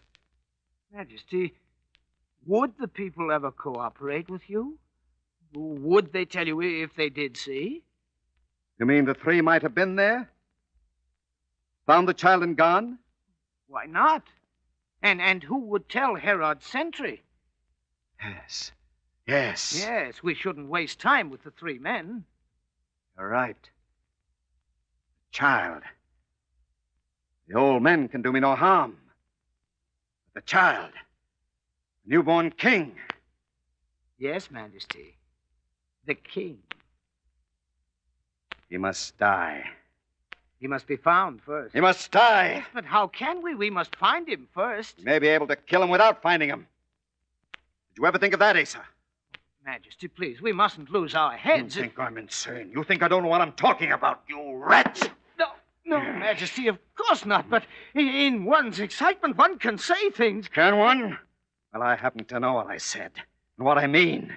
Even if we never find out which child it is, he shall still die in his cradle. No, but Majesty... You fool! Kill the one child I fear. I may have to kill them all. Majesty. Why do you stand there looking like that? Well, the people would complain to Rome. Let them. No, but such brutality. And what will Rome say? This Herod is a man of power and principle. He killed his own son, didn't he? Well, didn't I? Majesty, please, others will hear. Let them hear. You think it was ever a secret? They talk about me behind my back. I am king and I have no secrets. But I'm strong. So I have no fear. Every child. Oh, but Majesty... Child is newborn. What does newborn mean? A day, a week, a month, a year? I won't be cheated by technicalities. I order it now that every child not yet 2 years old shall be considered newborn for the purpose of this action. Every child up to 2 years old. Oh, that's more than a few. I don't care if it's more than a great many. That's the order. You heard that, Jacob? Yes, Majesty. That's not all. We must be sure. I must be sure. What else is there to think of, Majesty? Isn't it enough? Wait. Suppose the child was born in Bethlehem. Does that mean it must still be there? Perhaps they've moved the child. Are moving it even now. Who would move a newborn child unless in great emergency? I told you I won't be defeated by any technicalities. The prophet said Bethlehem. But maybe the prophecy is elastic. After all, it was made hundreds of years ago. You must be sure. Bethlehem has been Bethlehem for hundreds of years. Till I will be sure. Asa is right, Majesty. Bethlehem is Bethlehem. Bring me a campaign map. There on the table. Yes, Majesty. Child. Who could it be? The map, Majesty. Find me Bethlehem. Here, Majesty. Quickly. Something to make a mark. No, never mind. I'll do it this way. Oh, Majesty, you destroy the map. I know. There, Jacob. This part of the map you take with you. It is Bethlehem and every town around it. Search it all, just in case they try to escape me.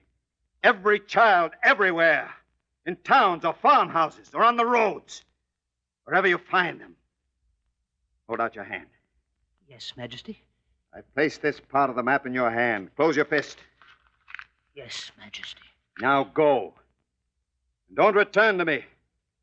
Don't give back to me this piece of map until it becomes proof. Proof that every child up to 2 years of age in this whole area is dead. Whether found in a town, a field, or on the road. Yes, Majesty.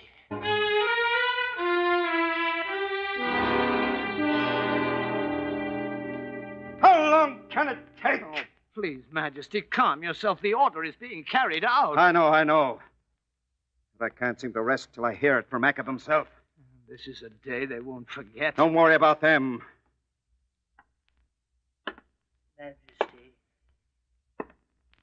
Majesty. Well, Jacob? Done, Majesty. Done. Piece of map. Here, Majesty. Here. Good. Well done, Jacob. There'll be a reward for you. Jacob. Jacob, what is it? Speak! Majesty, Jacob is not himself anymore. Take the blithering fool out of here.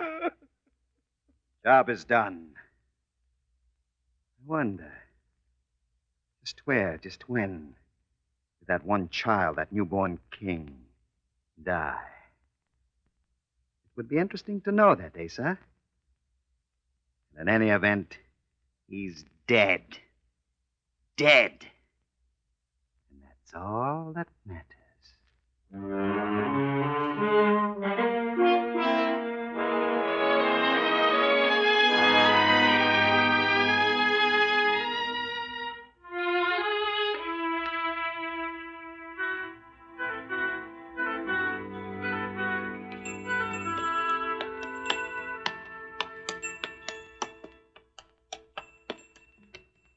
Ah, Mary, it's been a long night. Judea is almost behind us now. Once our people fled from Egypt. Now we flee there for safety. Over the same road, the same desert of Sinai. Even past the mount where the 10 Commandments were handed down. We follow the voice of the angel now, as we did before. All will be well for you, Mary, and for the child. Oh.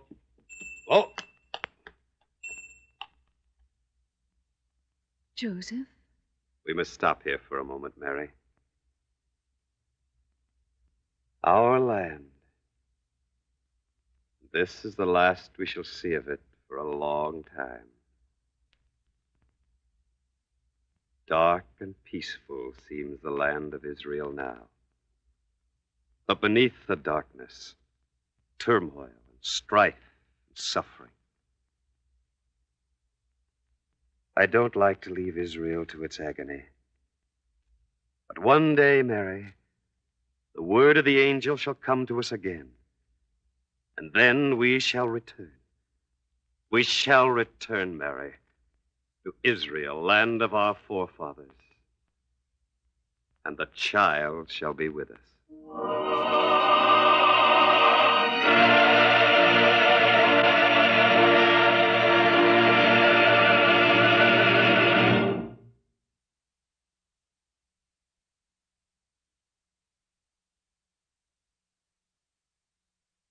Copyright 1995 Dove Audio Incorporated.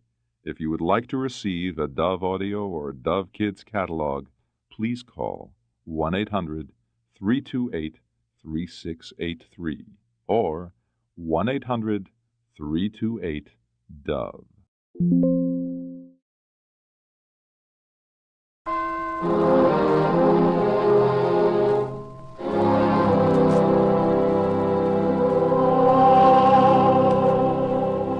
The greatest story ever told.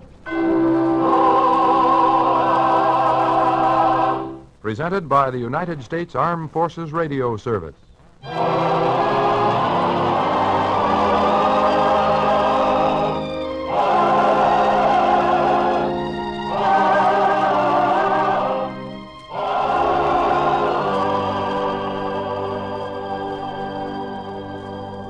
Journey to Tiberias. A drama based on a teaching from the greatest life ever lived.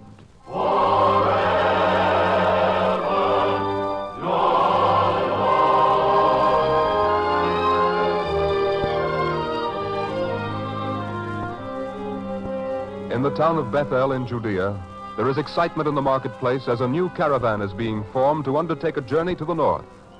Placid and stately camels and also lowly donkeys are being loaded with goods. And travelers are preparing to climb to the backs of the animals, which will carry them on the long journey to Tiberias. 2 people, husband and wife, carrying their few possessions and all their food in one bundle, stand watching as the caravan begins to take form. Then the woman says, Uriah, you have to ask now, else it will be too late. It won't do any good to ask, Miriam. I've already heard the price. We haven't enough money. But if you explained it to the caravaneers, they might provide us with animals, and then my brother would pay them when we get to Tiberias. Things are bad enough. How we look coming to your brother like beggars, not even having enough money to pay our way there. What choice do we have now? That's another way of saying it's all my fault, isn't it? Oh, please, Uriah, this is no time for recriminations. We must get to Tiberias as soon as possible. My time can't be far off. I know. I'll ask. Good. You there. From the way you give orders, it would seem you're the chief caravaneer. Aye, that's what I am. Well, sir, If this weren't an unusual situation, I wouldn't ask. You haven't got the money, is that it? How did you know? I've never made a journey yet, but that someone didn't come up to me and say it's a very unusual situation, and then want me to do something for nothing. Now then, if you have no money, we have no business together. Good day. No, wait. I have some money. Yes, how much? 4 copper coins. Well, then, what's your trouble? 3 coins will provide you with a donkey. But there are 2 of us. That's why I wondered if you'd trust me till we got to Tiberias. My brother-in-law will pay you the difference there. Oh, he will. I've known brothers who refuse to do that, let alone brothers-in-law. Oh, no. I can't take chances like that. Please, sir, this one time, make an exception. After all, my wife, she must reach Tiberias before the baby is born. Hey, wait.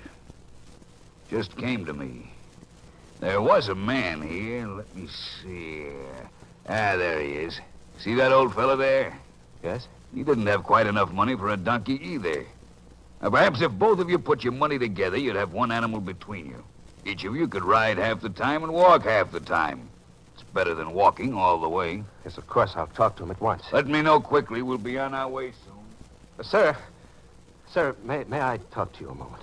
Yes. What is it, friend? The chief caravaneer told me you wanted to hire a donkey for the journey, but you didn't have enough money. That's so. But I've decided to walk. So if you've come to offer me a few coins, no thank you. Well, it wasn't that exactly. No? So I thought if we pooled our money, we could share one animal between us. It would make the journey easier for us both. I've already decided that a donkey might be a wasteful luxury for me. I shall walk. Oh, please, sir, you don't understand. That woman there, she's my wife. As you can see, we must reach our destination soon. I can provide a donkey for her, but if I must walk, that'll slow us up. We may not reach Tiberias in time. Please, would you change your mind? Why, if it will help your wife and you, of course. Here, take my few coins and make the arrangement with the caravaneer. Well, don't you want to come with me? I trust you to make the arrangement honestly, friend. Now, I'll wait for you over there where your wife is. As long as we shall be together for the next 3 days, we might as well be friends, hmm?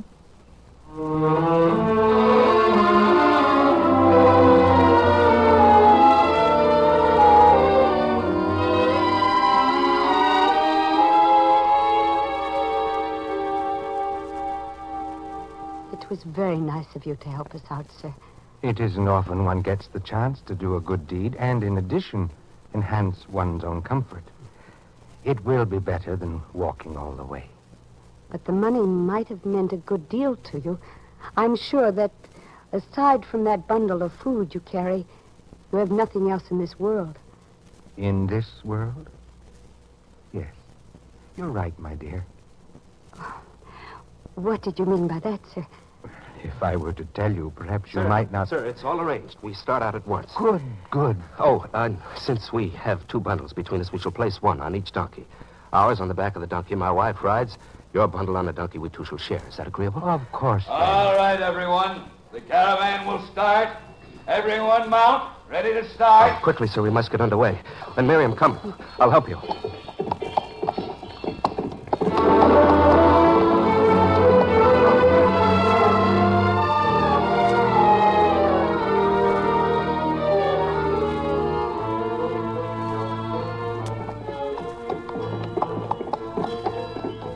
Are you comfortable, Miriam?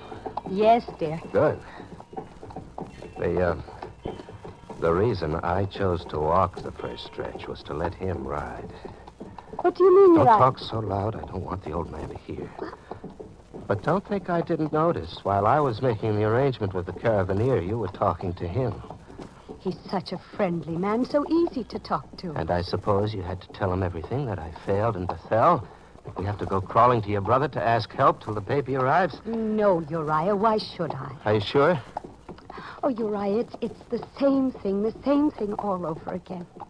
You're so suspicious of people, so resentful, so full of false pride. If only you were different, if only you... No, we shouldn't get to quarreling now. You didn't have to say it. I know it well. It was my fault. Because I stood up to old Mordecai and told him what I thought of him, I lost my position. And now we're wanderers on the road seeking charity. It's my fault. Please, Uriah. I'll never hear the end of it. Well, if it's all the same to you, I don't want to talk anymore. We can go the rest of the way in silence. All 3 days of the way.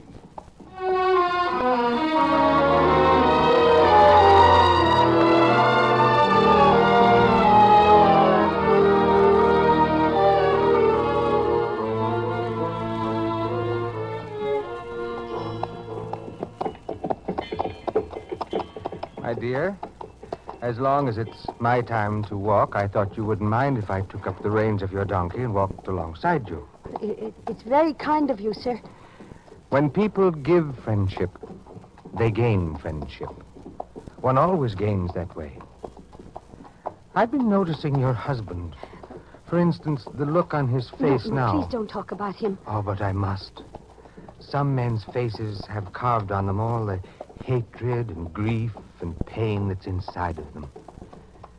Your husband is such a man. From the first moment he called to me in the marketplace, I could tell. How could you know so much about what goes on inside a man? I don't know how one explains that, but the fact that I do know makes me want to help him if I can. All right, we stop here. Stop here to rest. Oh. Well, a rest would do us all good. I think you might like to sit peacefully on the soft earth now, Yes, sir. It might be very comfortable after such a long ride as we...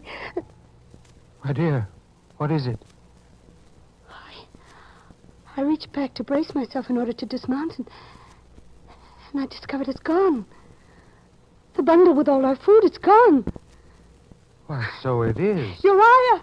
What is it? Uriah, it's gone. All our food is gone. What do you mean, gone? I tied it on tightly. How could it be missing? I don't know, Uriah, but it is gone. What are we going to do? 3 days' journey. 3 whole days and nothing to eat.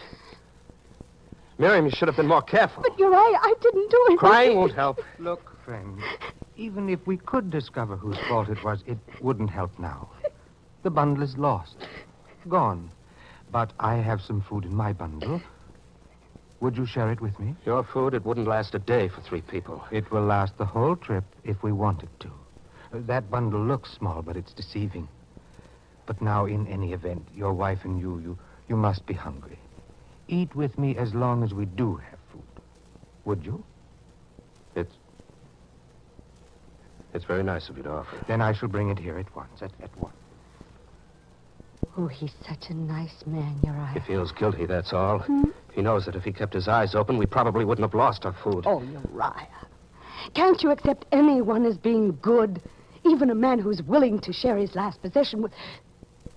Here he comes. It may not be much, my friends, but even bread and cheese is a feast when a hungry stomach says so. Here, let me set it down and open it. Oh, let me have a look. No, now. If you look, it will be no surprise. Just stand where you are and that... Oh, I know what's missing. A knife. Do you have one? Yes. Here. Oh, thank you. Now, here, let me cut you each a share of bread and cheese. For your wife. There. And the cheese. There, my dear. Thank you, sir. And for you, friend.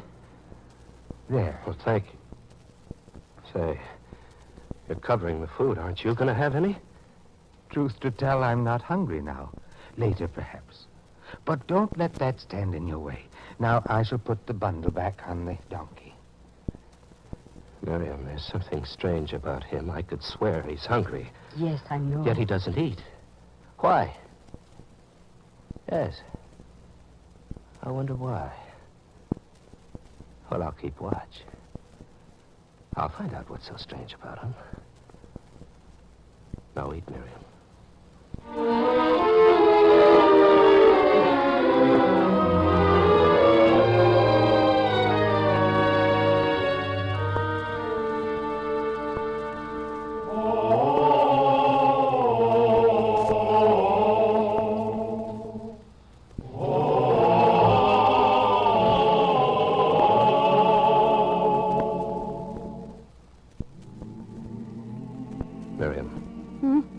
Yes? I didn't wake you, did I? Oh, no. I've been listening to the caravaneers singing off there by the fire. What is it, Uriah? I've been watching that man. I think I know. You know? What? The moon's bright enough to see by. And I've kept my eye on him ever since we stopped here for the night. A little while ago, I saw him open his bundle. He was digging in and eating, pretty hungrily, too. And why not? He didn't eat all day. And yet this evening, he gave us even smaller pieces of bread and cheese, and this afternoon... Have we a right to complain? Well, I wouldn't mind for myself so much, but it's you I'm thinking of. He should at least have the decency to give you a good-sized portion instead of waiting till dark when he's alone and eating most of it by himself. Whatever we get is more than we are entitled to, Uriah. Well, you seem to think very well of that old man, don't you? He's a nice man. I like him. He's a hypocrite, that's what he is. Making out to be charitable to our faces and then eating his full when he thinks we can't see. I'd like to get my hands on that bundle. Only trouble is I'm never out of his sight when it's my turn to ride the donkey. But if I ever do get out of his sight... Uriah, you're not even to think of such a thing. I don't mind telling you I'm hungry, Miriam, very hungry. I'd rather starve, Uriah, than have you steal. Well, it isn't stealing exactly. I just want to see. I just want to get my hands on that bundle and see all the food he's hiding from us, that's all. No, Uriah, you're to put it out of your mind. All right, Miriam. We'll forget about the old man and his bundle of food. For the time being.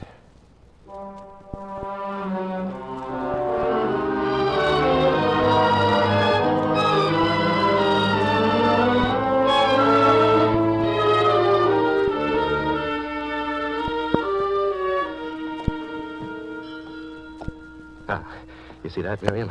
What do you mean, Uriah? Well, just look. Today he doesn't even bring the bundle over here. Just borrows my knife, goes over to the bundle, and cuts the bread and cheese over there. Why not? It seems a very heavy bundle for such an old man to carry back and forth. Now you're beginning to use your head. I don't like the way you said that, Uriah. A heavy bundle. So it must be full of food. And yet he doles it out as... He's coming. Well, then, here we are. The bigger portion for your sweet wife. Thank you, sir. You're very welcome, my dear. And Uriah, this is for you. Uriah, won't you take yours? Yes, thanks. And here's your knife. Thank you. Well, I see you weren't going to join us this time either. Should a man waste food if he isn't hungry? When I'm hungry, I'll eat. It seems that some men are never hungry. When I was younger, I could eat a great deal more. But now, well, it's different. I'd like to believe that. Uriah! I won't continue to keep you occupied in conversation. It will keep you from eating, and the caravan will be starting up shortly. So let me return to the donkey and wait there. Look at him go. I'll wager the moment we turn our backs, he'll be digging into that bundle with both hands again, stuffing his mouth with food. Now, please, Uriah, don't talk that way. Well, I can't help it. I'm hungry. And yet that bundle hangs pretty heavy on that donkey. If I could just look inside it when he isn't watching. All right, everyone mount. We're starting up again. We've a good distance to go by nightfall. Come on, everyone.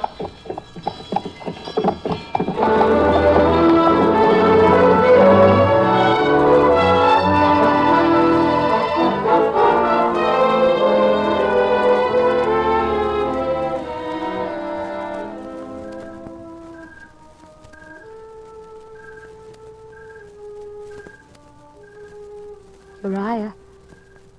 What is it? Why don't you go to sleep, Miriam? Well, dear, perhaps if you held my hand, I might feel more easy and be able to sleep. Hold your hand, huh? I know what's going on in your mind. If I hold your hand, you'll know where I am. That's it, isn't it? Oh, Uriah, why do you have to suspect people so? I'm right, and you know it. You're thinking I might slip away and take the old man's bundle, is that it? Oh, no, you wouldn't do that. You couldn't, could you? I'm hungry, that's all I know. But tomorrow morning we'll be in Tiberias, and my brother's house will have much to eat, all you want. I'm hungry now. I can't wait till tomorrow. If I were starving, I'd wait. Well, don't forget I've walked half the distance. I'm hungry. And in a short while, I'll eat my fill. Then you are going to do it. If you insist on asking, yes, I'm going to do it. Only the fact that the moon is so bright has made me wait till now. And besides, I must be sure the old man's asleep. Uriah, how could you? I noticed it again tonight. After he gave us our share, he went back and was sticking in the bundle again with both hands. And if there's food, we should have some. I won't eat a bite of it. Then I will.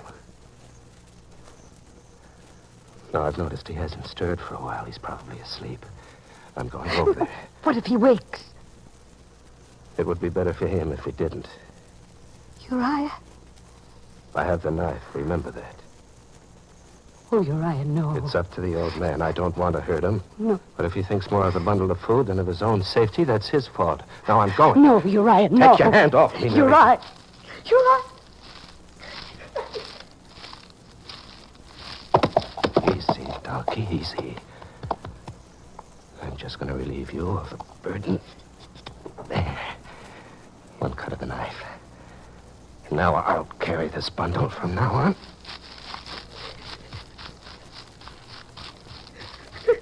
You needn't waste your tears, my dear.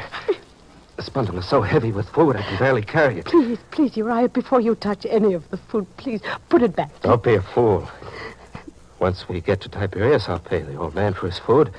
I don't want anything for nothing. No, Uriah, if you take one mouthful of that food, I shall never be able to love you again. I'll talk about that better after I've filled my stomach. And now to untie this napkin. And look at the food the old man's been hiding from us. It isn't as though... Uriah! What? No. Who are you? Old man. Shh. You'll wake the others with such a loud voice. Well, pretty sly, aren't you? So you wanted to sleep after all? Truth is, I was.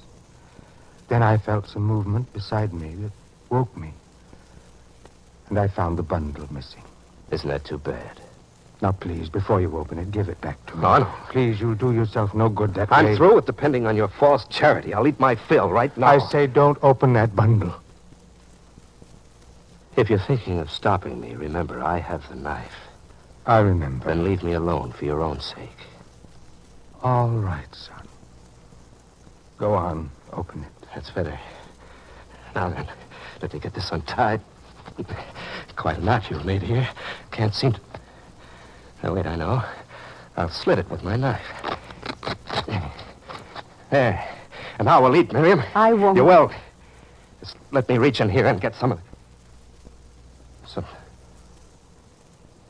Say, what is this? Uriah? It's a trick. It's some kind of trick the old man's playing on us. The bundle is heavy, but it's heavy with stones. Stones? Yes, stones. I felt a little bit of bread and some cheese, but beneath there's nothing but stones. Stone. Oh, wait. Let me hold this up so the moonlight can show me. Stones.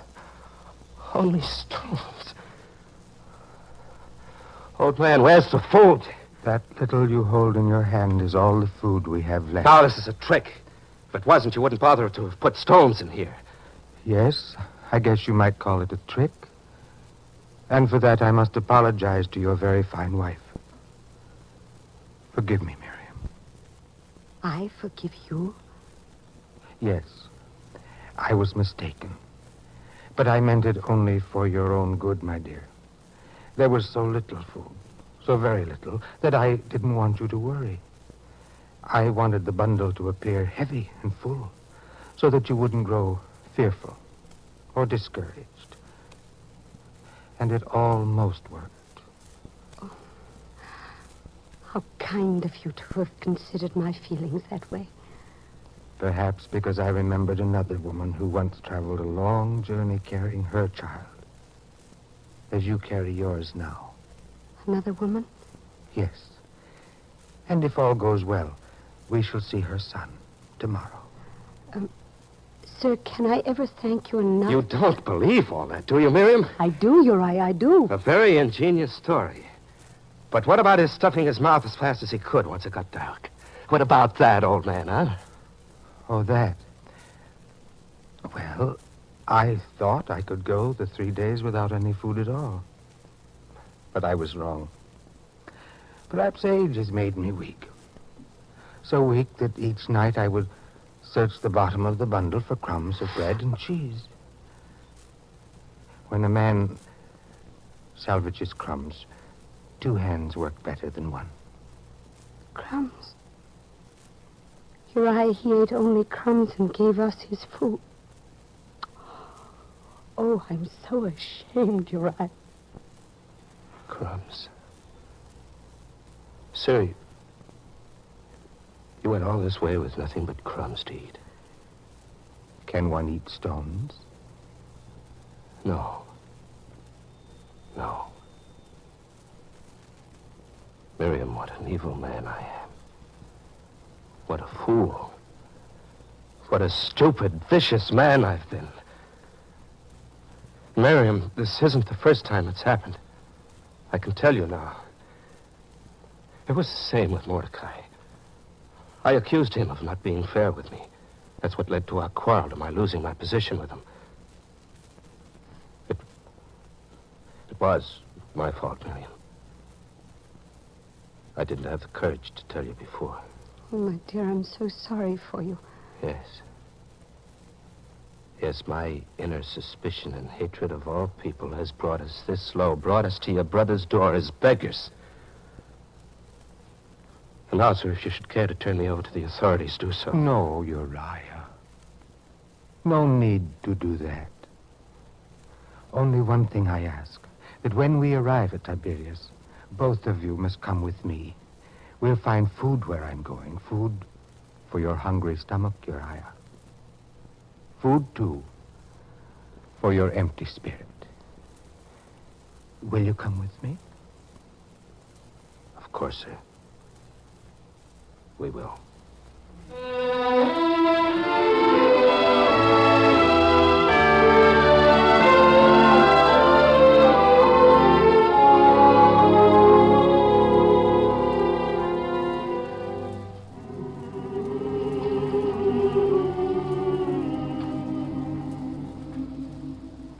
This place, sir.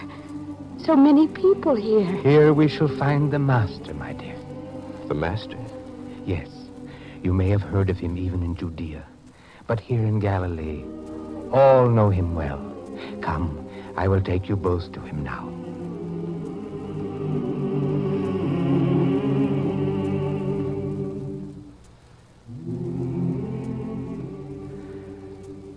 Master, how good it is to be back with you again. And I have brought some friends with me, hungry and needy friends. But before we give this man food for his body, he needs even more food for his soul. He can find that only in you.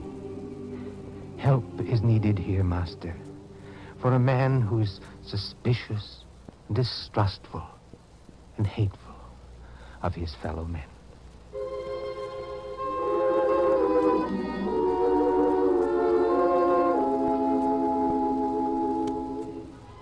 Judge not, and ye shall not be judged. Condemn not, and ye shall not be condemned. Forgive, and ye shall be forgiven. Give, and it shall be given unto you. Good measure, pressed down and shaken together and running over, shall men give into your bosom. For with the same measure that ye meet withal, it shall be measured to you again.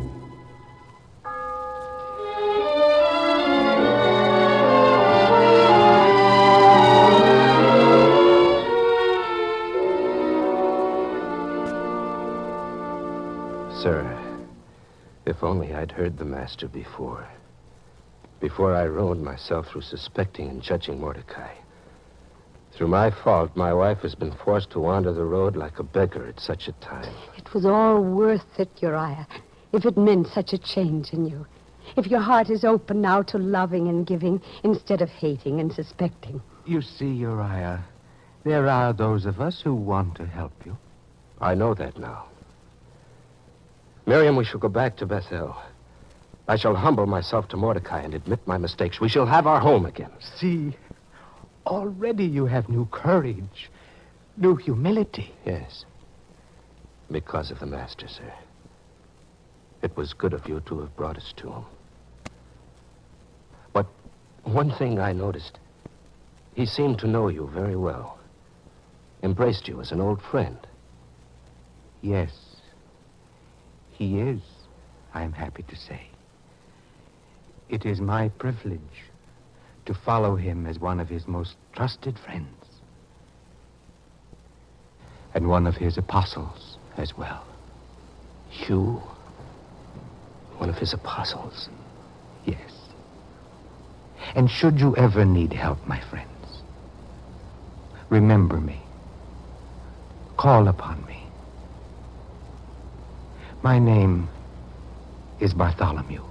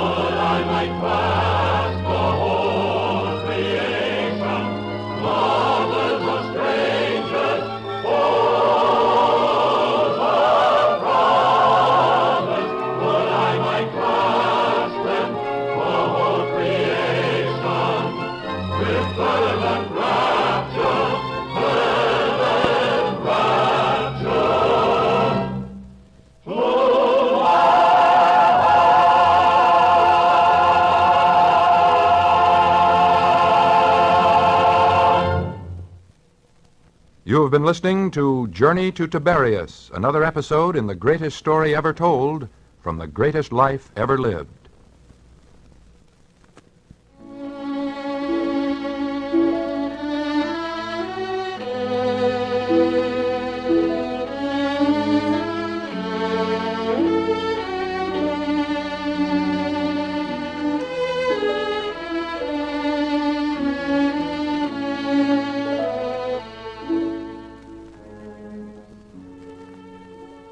The Greatest Story Ever Told was a presentation of the United States Armed Forces Radio Service, the voice of information and education.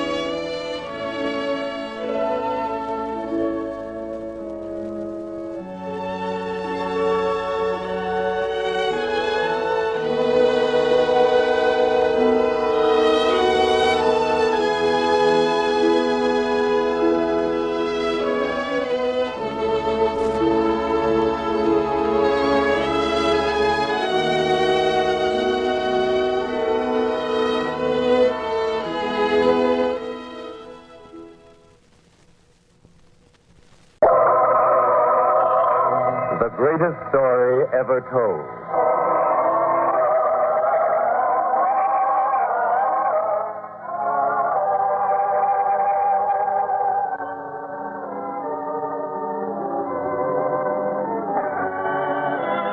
Today, we present The Parable of the Sower, a drama based on a teaching in the 8th chapter of the Gospel according to St. Luke, a teaching from the greatest life ever lived.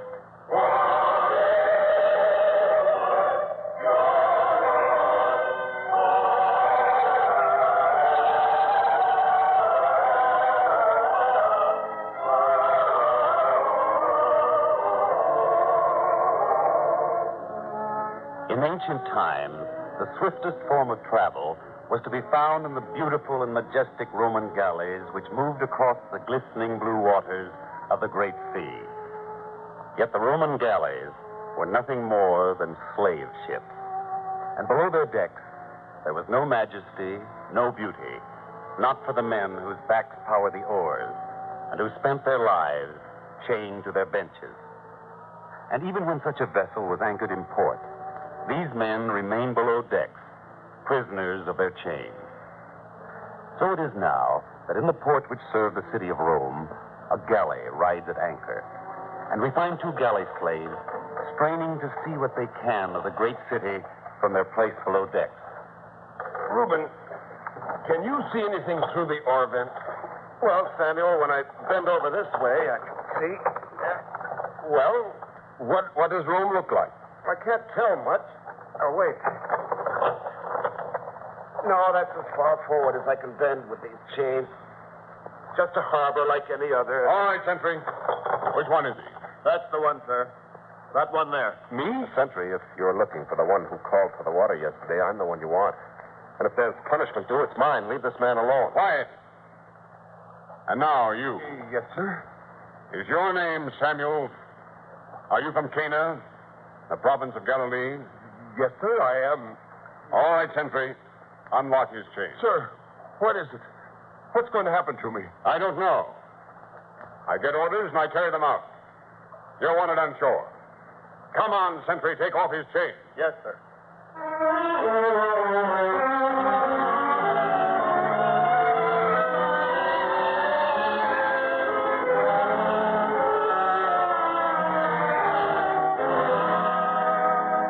They take my friend Samuel, my only friend. Take him away 2 days ago to kill him in cold blood. And why? Did he ever do anything to anyone? No. I tell you, if I could ever... You there! Me? What do you want? I haven't broken the rules. So you don't know me. I wondered if you would. Know you? Why should I... Wait. Samuel! You in those fine clothes, clean and dressed like a citizen of Rome? Yes, Reuben. I don't believe what I see. What happened to you? I can hardly believe it myself. I'm free. The man whose testimony sent me here, he confessed he was lying, so I was set free. And the property I once had, the property that was confiscated, it's been returned to me. Like a miracle. It is, Samuel. I'm glad I had a chance to come back to see you before the galley sailed from here, because I've got something to say to you. To all you men. Now, men, though I'm dressed in fine clothes now, I shall bear the marks of the chains on my wrists and my legs. And those marks are a bond between all of you and me. I'll never forget that I've pulled an oar alongside you for 4 years. Now I shall have my farm in Galilee again. Well, any of you are sure of a welcome there. If it be only for a meal to tide you over, or for a night's sleep, or for work if you can't find it elsewhere. Remember that. All you have to do is show me your marks. That'll be enough for me.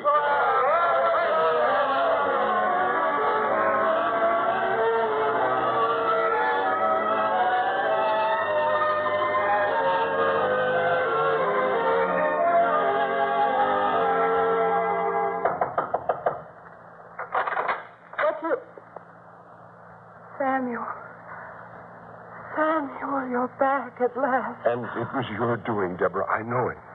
Oh, Samuel. Except for you, they would have forgotten about me. Though I were innocent, I would have died in the galleys. All that is over now. You must forget it, all of it. It may be over, but I will never be able to forget it. I'll remember every scar and how I got it.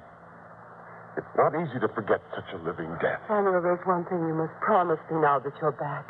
That you will not hate. That you will forgive everyone who was involved. Even the man whose lies sent me to the galleys? Even him. It is not possible. Samuel, listen to me. While you've been away, a wonderful thing has happened here in Galilee. A new teacher. A new prophet. Yes, a Messiah has come to us. A Messiah? Yes, the Messiah. And as soon as you are rested and have regained your health, you will go to hear him teach. But through him you will find a way to forgive even that man whose lies sent you to the gallows. Oh, Deborah, within myself, I couldn't find willingness to forgive any of them. But because you say it's possible, I will believe it. For without your love to sustain me, without your faith to give me strength, I couldn't have lived through all this. We shall go to hear him teach, because you believe.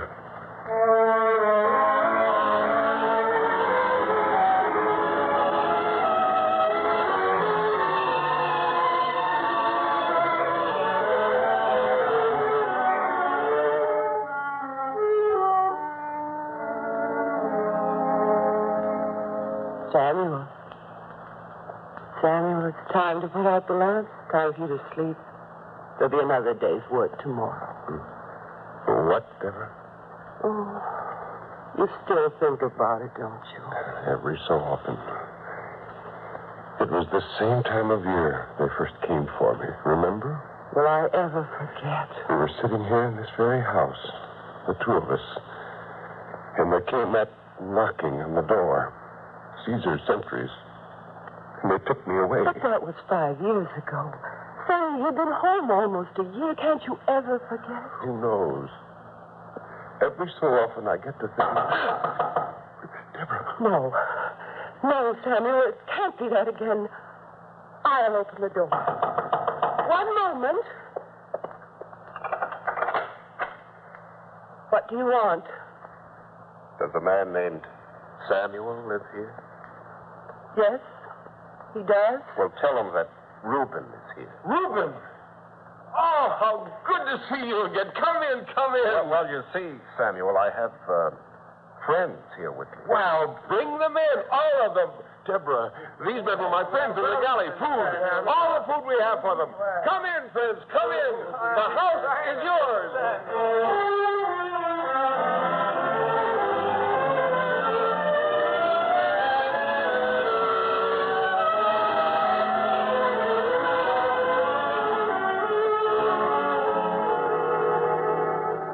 Well, it turned out to be quite an eventful evening, didn't it?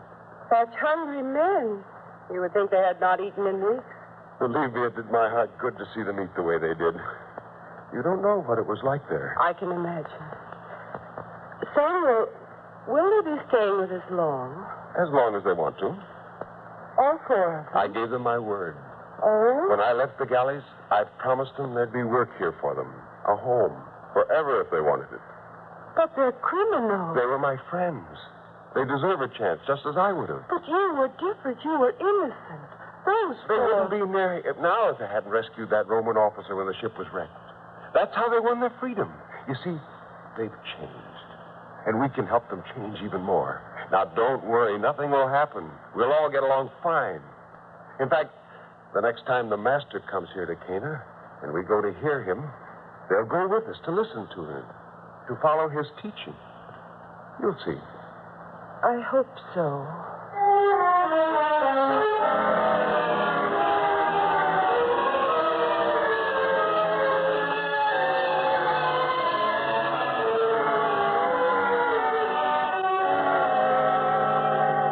May I have a little more yet? That's delicious. This was by far the finest day's work we've done, men. Well, at that, it's easier than breaking your back as a galley slave, right, Kitty? Who would know better than we, Reuben? Well, I guess you men have been wondering what happens to all the produce we've been raising here. We know it goes to market, Samuel. But you never see any of the money. Is that it? It's not our place to ask questions. Is it, man? Well, I know good work when I see it. And I know deserving men, too. So tomorrow we're having a bit of a holiday here. Holiday? Yes, the master is coming to Cana. I thought you men would like to go with Deborah and me to hear him. You mean to be talked at, preached at? I've heard too much preaching in my time. Don't be a fool, Matthias. Of course, we'll all go. Good. For it will give you the chance to go into the town, too. And that's where the money comes in. Deborah, bring the pottery jar here. The jar? Yes, of course. Bring it here at once. All right, my dear, one moment. Each of you is to have some money. When a man gets to town, he finds things he'd like to buy. I want you to have the money you'll need. Oh, that's very kind of you, Samuel. But don't think it's necessary, after all. Your kindness is reward enough for us. Here, Samuel. Ah, thank you. Now, let's pour out some of these coins. Wow. It's quite a bit of money there, eh, Samuel? Enough. And now for the shares. Reuben, thank you. And yours, Gideon. Ah, thank you very much, Samuel. Far more than I deserve. Matthias. Thank you. And Ezra. Thank you very much, Samuel, and bless you. No need to thank me. Any of you would have done the same. And now, Deborah, you can put the jar back. Yes, Samuel. Well, friends, tomorrow we rise a little later, and then we set out for the town. Good night to all of you. Good night, Samuel.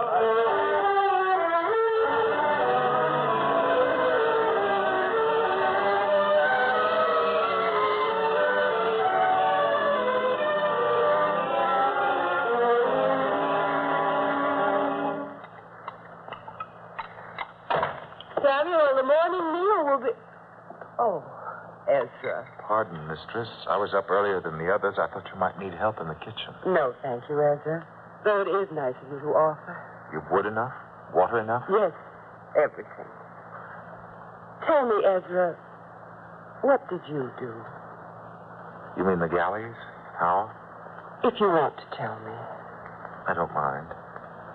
I was young, alone, no family. I worked when I could.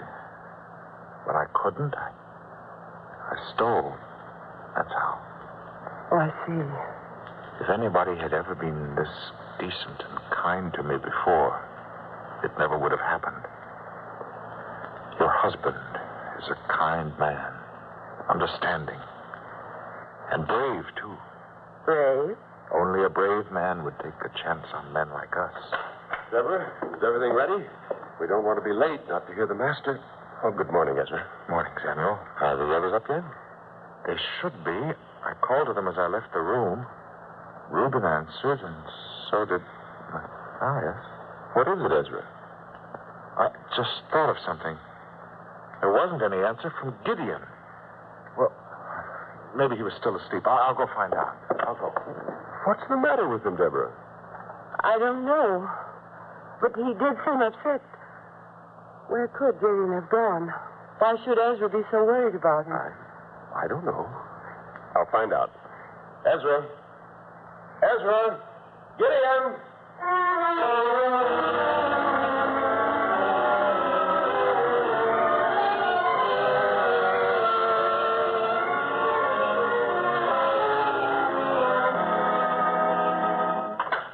Reuben, I couldn't find him. Neither could I. What do you think, Samuel? Well, he was free to leave any time at all. He didn't have to sneak away. I think maybe... Yes, Ezra? Reuben, Matthias, don't think badly of me because I accuse another man, but Samuel, the money jar. Have you looked at it this morning? No, I haven't. Deborah, the money jar. Yes, dear, I'll get it. Well, we'll know soon enough now. Deborah?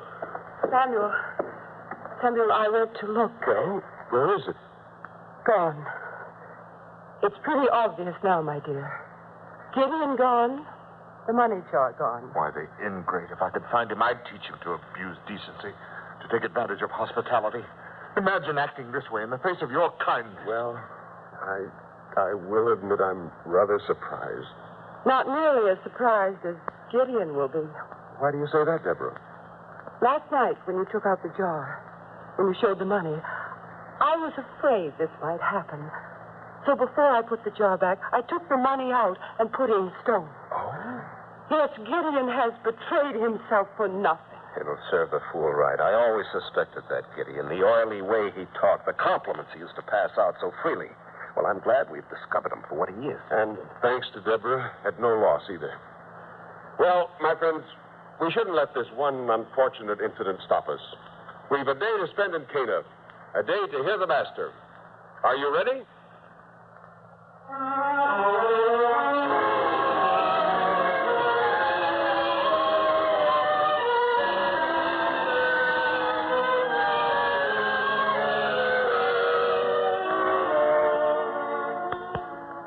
Samuel, Deborah, I've never heard such teaching before in all my life.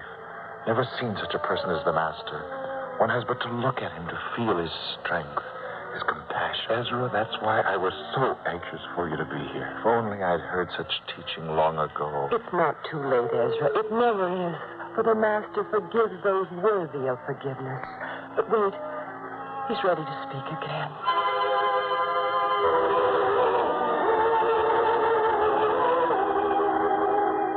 Be ye merciful, as your Father also is merciful.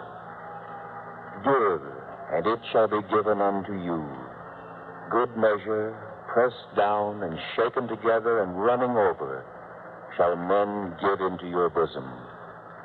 For with the same measure that ye mete withal, it shall be measured to you again.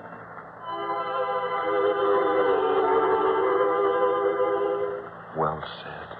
Very well said. And now, Ezra, I think that's all the teaching for this day. Oh? For the master stepped down from the rock where he stood. The teaching is over, you're sure? Yes. See, the crowd disperses. Well, we must get back before dark. Yes, dear, we should hurry. It's almost dusk now. Matthias, I'm ready. And Reuben? Reuben? Why, he's not here. But he was here.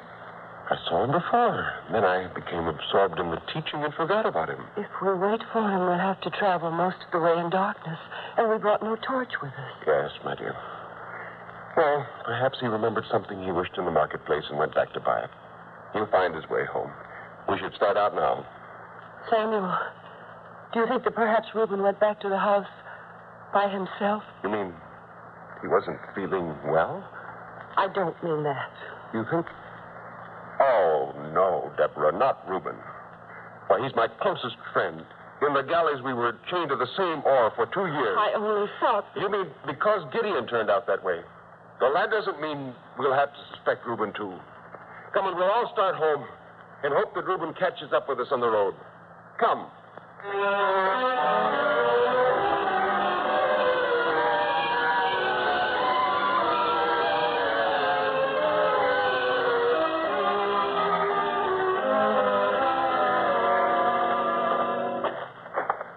If we stop to look back anymore, Samuel, it'll be dark before we're halfway home. I can't understand it. Reuben should have caught up with us by now. We haven't been going too fast. Perhaps he was detained in town. Deborah, that isn't what you mean at all, is it? No. Well, I tell you, you're wrong. I'd trust Reuben with anything I have. Now, we'll just walk a little faster. Not that I'm worried. I just want to get home before dark, that's all.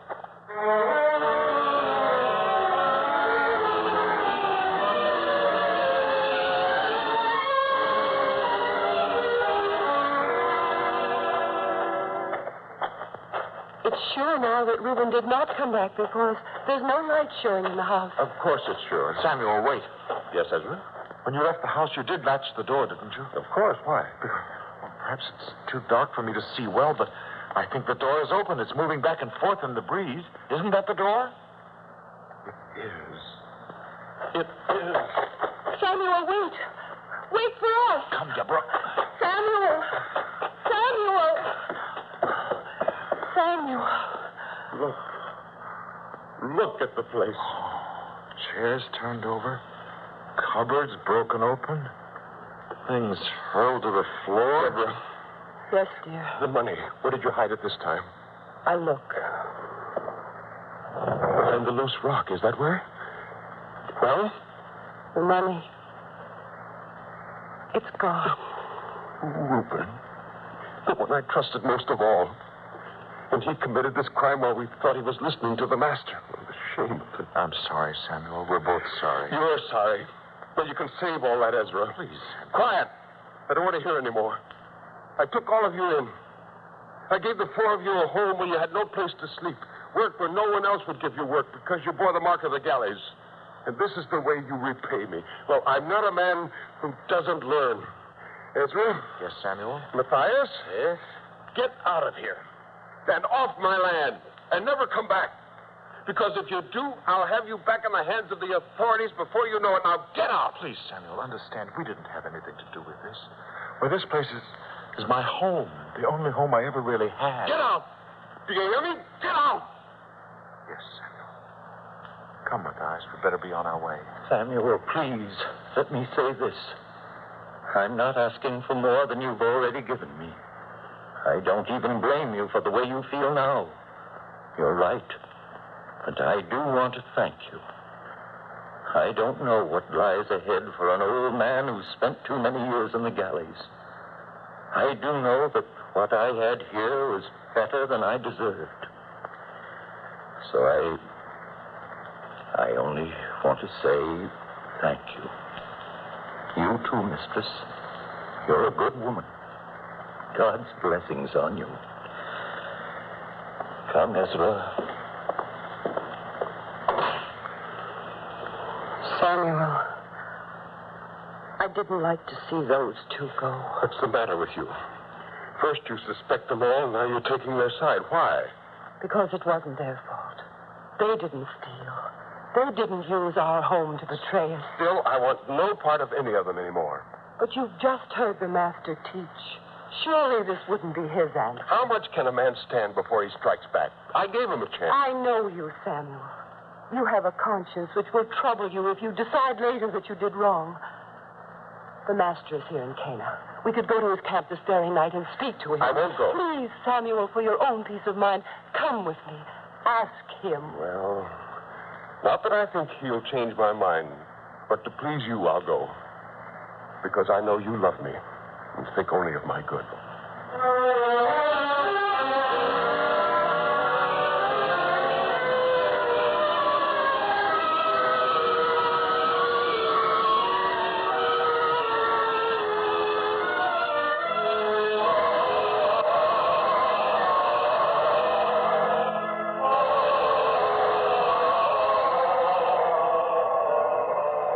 Samuel, we've come at a good time.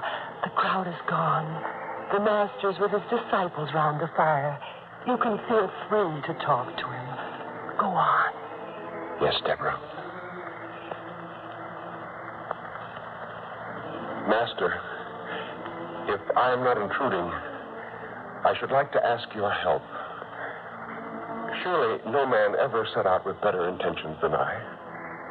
Perhaps because I myself bear the marks of a galley slave, because I know the hardship, I opened my home to 4 men who were criminals. And 2 of them have deceived me. One stole, one tried to steal. The other 2 I've driven from my house, barred it against them. I have done the right thing, haven't I, Master?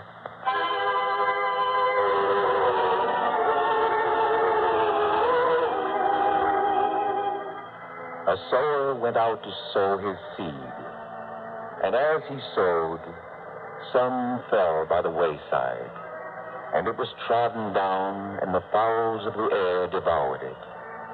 And some fell upon a rock, and as soon as it was sprung up, it withered away because it lacked moisture. And other fell on good ground, and sprang up and bare fruit 100-fold. Master, what has a sower of seed to do with me? The seed is the word of God. Those by the wayside are they that hear. Then cometh the devil and taketh away the word out of their hearts, lest they should believe and be saved. And the seed which fell on a rock? They on the rock are they which, when they hear, receive the word with joy. But these have no root, which for a while believe, and in time of temptation fall away. And the good ground, which are they? That on the good ground are they which in an honest and good heart, having heard the word, keep it, and bring forth fruit with patience.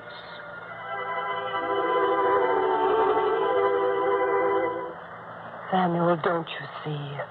The master knows his seeds of truth will find root only with those who have the capacity to receive his word. Yet he does not stop teaching because there are some who reject his teaching. Yes. I understand now. Well, then, should you give up doing good? Should you drive good men from your door because a few seeds have fallen by the wayside? Because a few men took advantage of your goodness and returned evil instead? Deborah, you're right. I've done a cruel thing to them. We should find Ezra and Matthias at once. And, Master, I thank you for showing me my mistake. Come, Deborah. We may still find them. Come.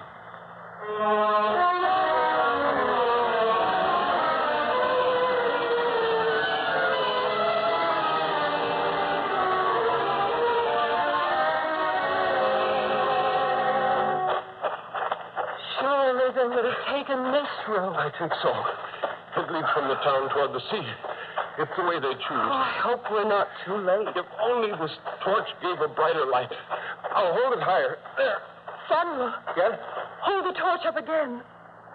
There, by the side of the road. I'm sure there were two men. We'll find out. Ezra! Matthias! Do you hear me? They've stopped. Ezra, is that you? Yes, Samuel. We took nothing with us. You can search us if you like. Wait, Ezra.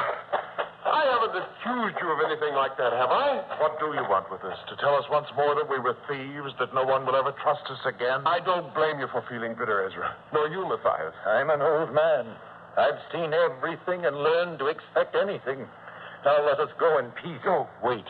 Listen to me. The fault was mine. To expect perfection, where even the master does not expect it.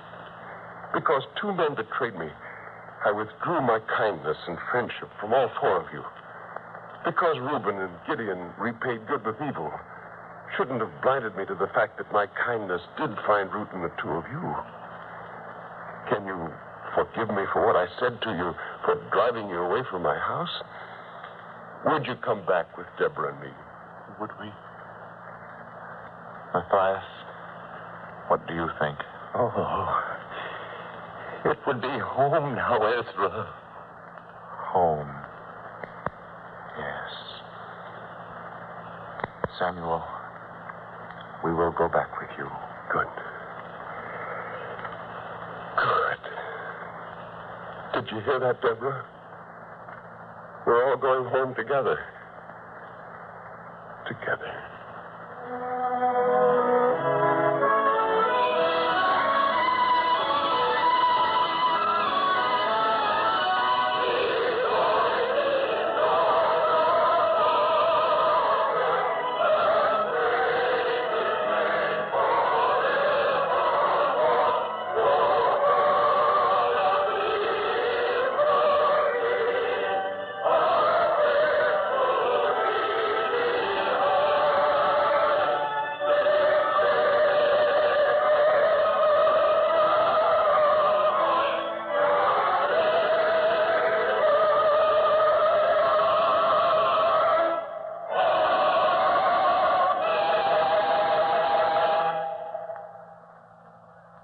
Next week, on this same network at this time, we will present another episode in the greatest story ever told from the greatest life ever lived.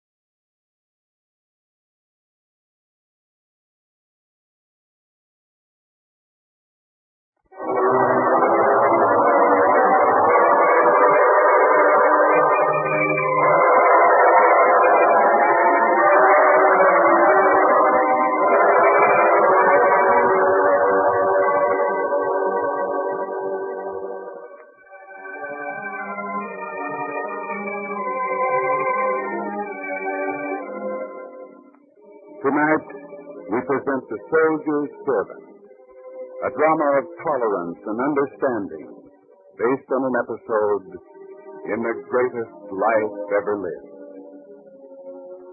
Our scene is the town of Capernaum on the shore of the Sea of Galilee. Within sight of the blue water stands a military camp, headquarters of the Roman occupiers. In the tent of the officer in command, a servant stands holding a tray of food. Please, sir, it's time for your noonday meal. What? Oh, Marcus. Time to eat, sir. Put it down here, Marcus. It would be better if you'd stop to eat now, sir. So much to do. There's always so much to do. I know. But as you yourself used to say back in the campaigning days, strong, healthy body is a soldier's best friend. You should eat before the stew gets cold. Stew? Oh, Marcus, you never forget my favorite. Not even the highest-ranking general in our entire army has an aide as thoughtful and considerate as you are. Thank you, sir. And now, let me give you some of this. Ah, that's good. Very good indeed. Yes, sir. Have you eaten yet, Marcus? Please, sir. You're worried about what the other soldiers will say, hmm? Well, don't be. I'm in command here, and I can have anyone I please as my guest. And right now, you're my guest. It's a command. Yes, sir. Well, go on. Don't think I'll wait for you. Not with a stew like this. Oh, no. How is it going, sir? How did occupations ever go? The Jewish people don't like to be kept in subjection any more than others. They continue to fight Roman rule. More incidents? You know, it's strange the way we military men talk. If only a few men are killed, we call it an incident. To those who are killed, I dare say, it's a little more important. After all, if these people don't recognize Roman rule... Of course. But eat. No business during eating time. In here. Let go of me. Take your hands off. In here. Don't hit him. He's a tough one, sir. What's the charge? Sabotage. We found him down at our well, dropping in leaves and herbs to make our water bitter. I see. Well, you may go. Leave the boy here with me. Don't you want my report, sir? We put him on trial. I'll call you in later if I need you. Now go. Yes, sir. 20 lashes will do him good. All right, boy. What do you have to say for yourself? Are you sorry? I'm sorry I was caught, that's all. You're brave, aren't you? Go on, kill me, I don't care. What's my life compared to the suffering of my people under the Romans? Stop talking, boy. You don't want to hear the truth, do you? You can't face the things you and your brutal Roman armies are doing. I don't blame you. Stop talking, boy. Not for my sake, but for yours. You may say something that will carry a heavier penalty than mere lashing. You can't threaten me. When you're young and life seems endless, you can be easy with it. But when you grow older, as Marcus and I are old, then life begins to mean more. Have some sense, boy. Control your tongue. Don't make me do anything I don't want to. Don't do me any favors. I'm guilty of what the soldier said. And after I've had my lashing, I'll have even more reason to hate Romans. And kill them. And we'll kill plenty. I'm telling you now. I tried to advise you, boy. Why should you try to advise me? You're one of them. You're a conquering, murdering Roman. So don't try to tell me you're giving me good advice. You think I'll be so thankful you let me off that I'll go away and not bother you again. Well, you don't know me. You don't know us. Can't you understand that I'm trying to help you? You murder first and help afterwards. A good system. Do you make many friends that way, Roman? Well, I'm not one of them, and I don't like you. And to show you how much I don't... What, you don't... Let go of me! Let him go, Marcus. Look, boy. For what you just did, I should have you put to death. But what good would it do? There'd be another in your place. So, get out. But if you're brought in here again, I'll have no choice. You're not even going to have me lashed? You'd feel more like a hero if I did, wouldn't you? Well, I won't give you that satisfaction. Get out. You're the strangest Roman I've ever seen. Can't understand. Yeah. Marcus, what you saw here, you'll forget it. But he spit at you. We'll make believe it never happened, won't we? Yes, sir. After all, it's natural for him to resent our being here, and the young resent most strongly.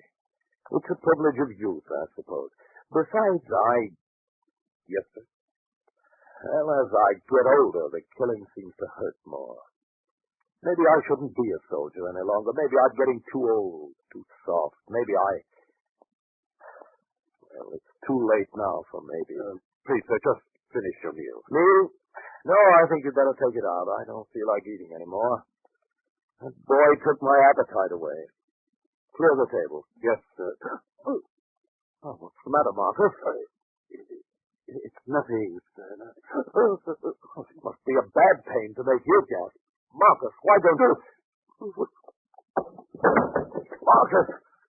Guard! Lend a hand here. Marcus has fainted.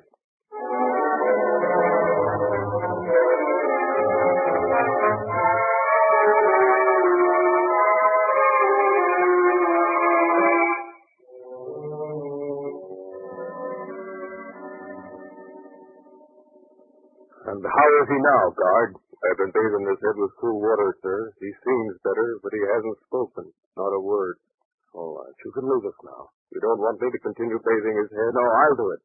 You, sir? Get out. Yes, sir. What's the army coming to? Marcus, can you hear me? It's your old friend, Barnum. Can you hear me? Sir, is this a time to call me, sir? We're alone, Marcus, just two friends. And I don't mind telling you one friend is very much worried about the other. I'll be all right. When I saw that look of pain on your face, I knew it was something serious. I can remember when we were in battle years ago, when you were struck by a stone axe, remember? Your head cut open, the blood, but no sign of pain from you. And there have been other times. So this is not to be laughed off lightly. You stay in bed. You rest. And who'll take care of you? I'll worry about that. You have only to rest and get well, Marcus.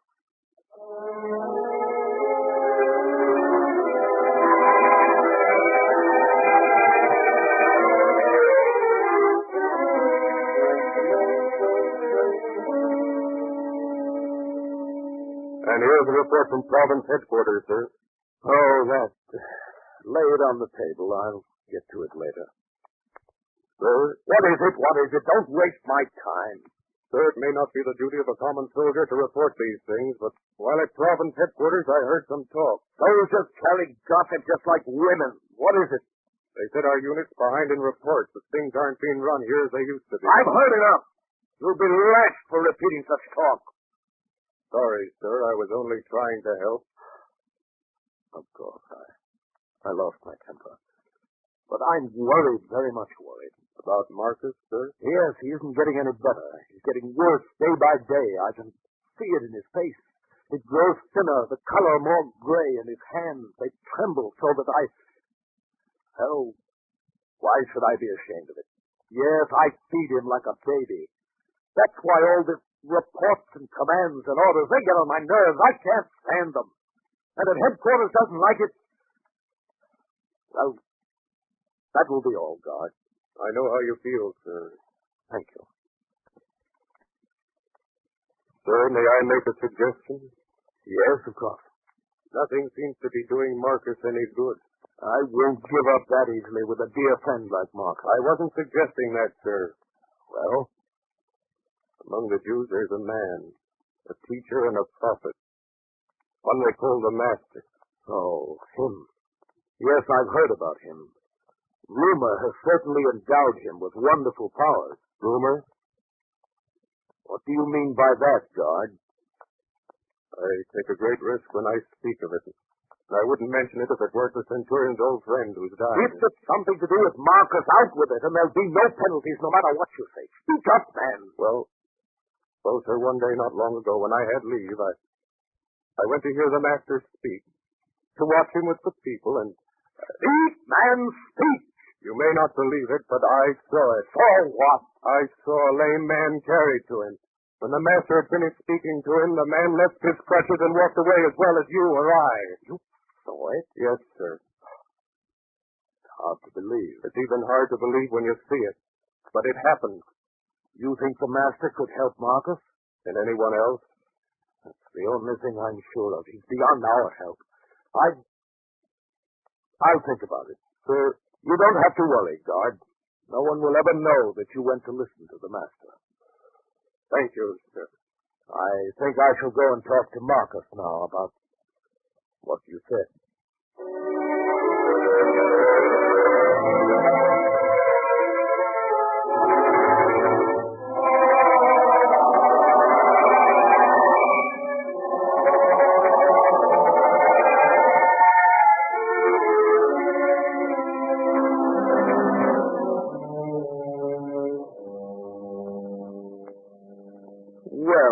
Marcus, you're looking better today. Much better. Thank you, Barnett. I thank you even more because what you just said isn't true. Oh, come. Of course it's true. Please, Barnett, you mustn't be so depressed. You see there on the opposite wall of the tent? My armor? Yes. Well, shine, too. You always did take good care of it. You worked too hard. I didn't mean that. But when I raise myself like this, I can see into the shining metal, and it reflects my face. Every morning I look. Every morning my face grows worse. You see, I know I'm not looking better. But I thank you for your encouragement just the same. Marcus, you must understand, too. I do.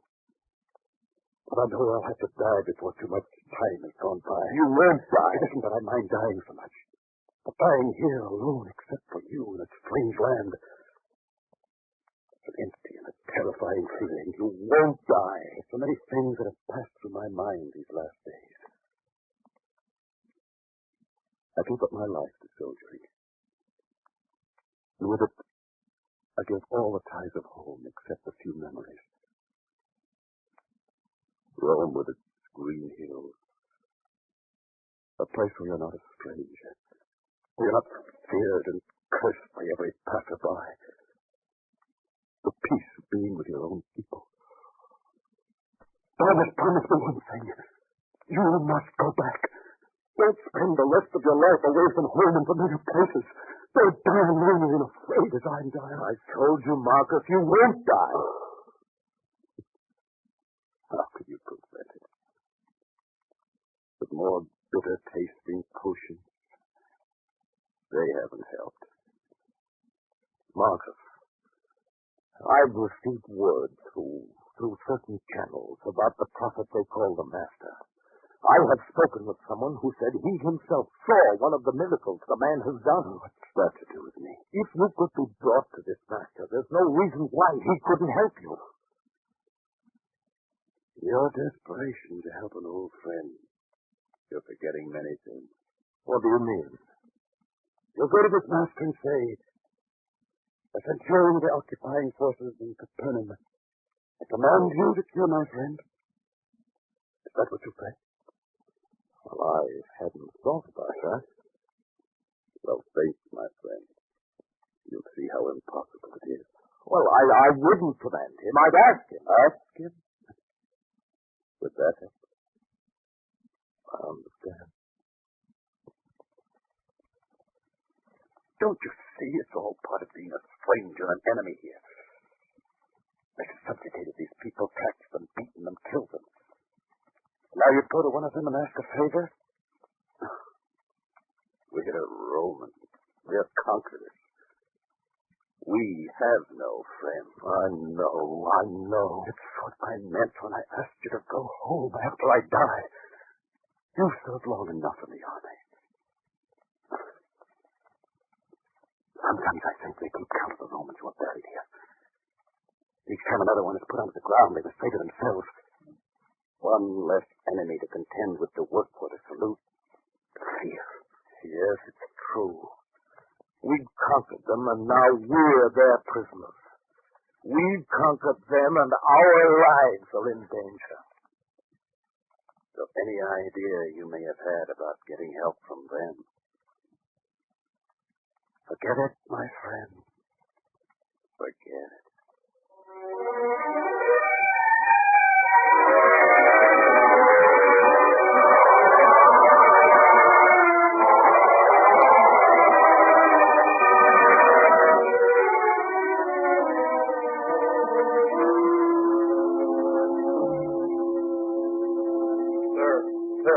Sorry to interrupt, but it's about Marcus. He's worse? Much worse, sir. I think he hasn't much longer to live. I thought you would like to be there. I go at once. This way, sir. Marcus. Maybe I shouldn't have troubled you, Barnett. You can do nothing now. Don't say that. Guard, more fresh cold water, and bring another cover. We must make him comfortable. Do no good, Barney. Don't keep saying that. It must do some good. Something must do some good. Sir, remember what I suggested? Yes, we talked about it. It wouldn't work. But still, what is there to lose now? Guard, have my chariot harnessed. Yes, sir. I'll go to see the elders of this town. I'll ask them to help. Maybe if they intercede. Please, Barney. Don't humble yourself for my sake. It won't work. But then you'll have lost your prestige for nothing. Prestige? We can't stand on vanity any longer. Marcus, if your life can be saved, I'll do my best and not care about the cost. Guard, harness my chariot.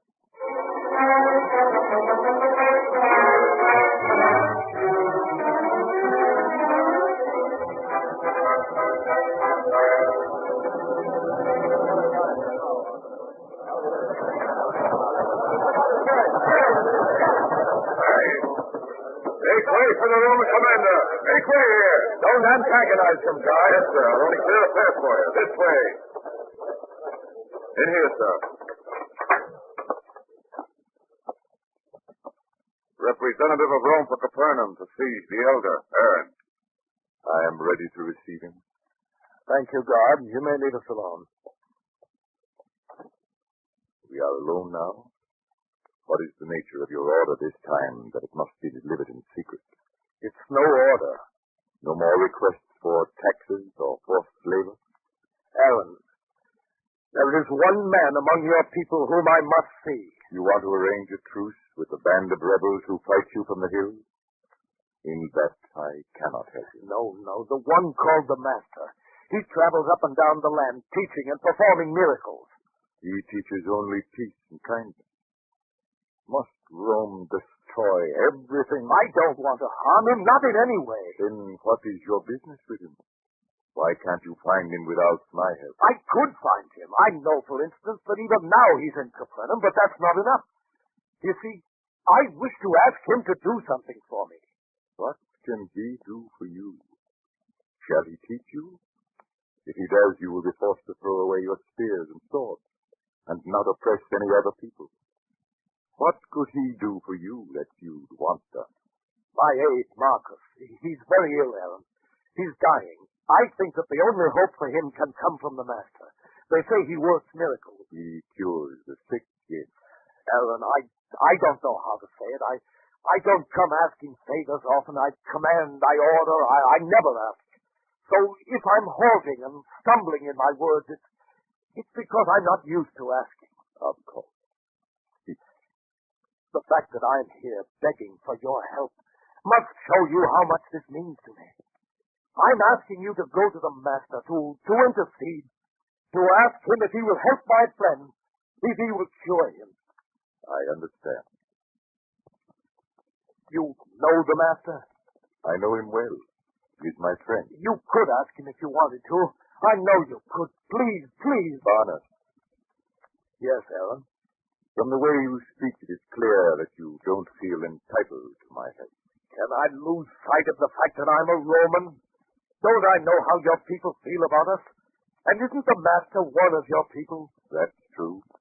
But if you, one of his own people, were to ask... Do you think it would make any difference? You mean he wouldn't help? I mean only that it wouldn't make any difference. Barnett, this morning John, one of the Master's followers, stopped at my home, and we talked about the Master, and of a thing he said only yesterday to his disciples. It is a thing worth hearing and remembering. The Master said,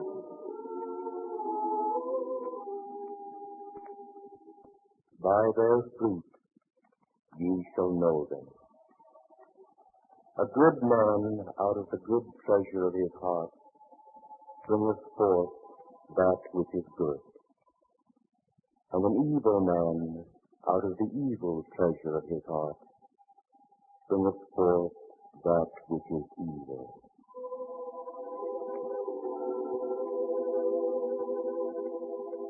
And what has this to do with my friend Marcus? You've come asking a favor, Barnett. Shall I look on you and your dying friend as Romans or as men? We need help. Yes. And as the Master said, every tree is known by its own fruit. What is your fruit, Bonnet? Is it good or evil? That's what I will have to tell the Master when I go to him. Shall we have an accounting? I'm not all bad, Aaron. I know that well. When our synagogue was swept away in the tempest, you helped us rebuild it. Shall I forget that and say, the man's a Roman, and hate him? You remember that? I remember a great deal, Barnett. I remember not so long ago a boy was brought to your headquarters for tampering with your well. He wasn't lashed. He wasn't condemned, as he might have been for an incident I don't even want to mention. You know about that? Yes. Yes, I know. And don't think you lost any stature by being lenient with the boy. Yes. We know a great deal more than you give us credit for, and we remember it. All. I'm beginning to see. Well, put these acts together. One by one they begin to mount up. They are the fruit of your heart, Bonnet. And by the Master's own test, you have a good heart. Then you'll help me? I'll go to the Master. I'll plead with him to help you. You have my word.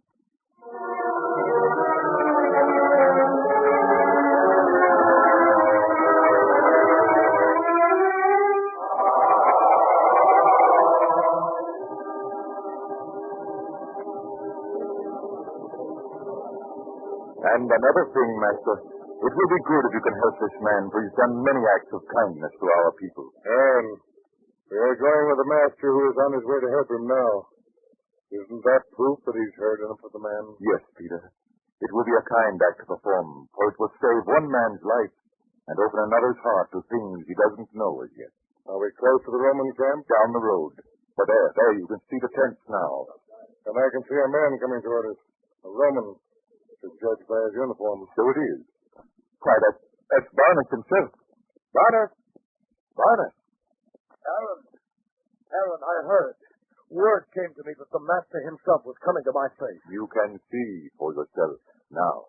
I can't allow him to do that. But isn't that what you wanted? At first, yes, but after I thought about it, I knew how wrong it was to ask him to come to me. A man like the Master, who knows no difference between peoples, who cares not if they be Roman, Jew, or Samaritan, who helps all men who are deserving of help. Such a man is too noble to enter my house. I can't ask him to do that. Master, don't trouble yourself to come to my house. After all, I'm not worthy to have so good and holy a man enter under my roof.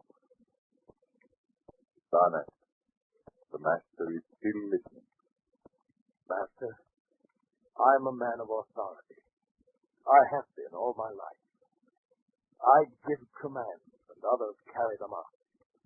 I tell them when to come and go, what to do and what not to do. A man of such authority doesn't deserve your presence in his house. If you will only say the word, my servant will be healed. I say unto you, I have not found so great faith. No, not in Israel. You have your word, Barnett. Come, we will go to see Marcus now.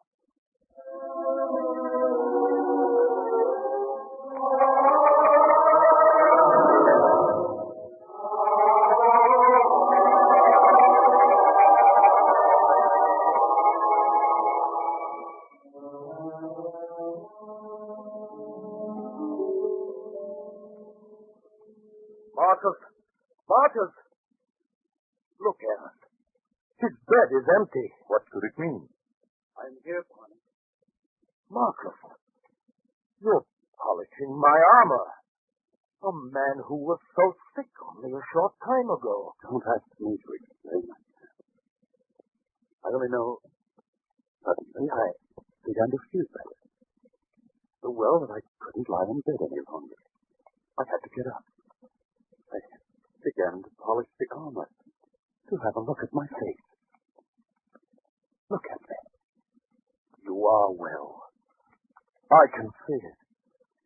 The master has cured you. Oh, Marcus, how good it is to see you feeling so much better. Thank you, Barney. Do you have your answer now, Barney? Yes, I do. And he said he had not seen such faith even in Israel. Is faith and believing the sole property of one people? Faith and love and kindness are in each man's heart in individual proportions.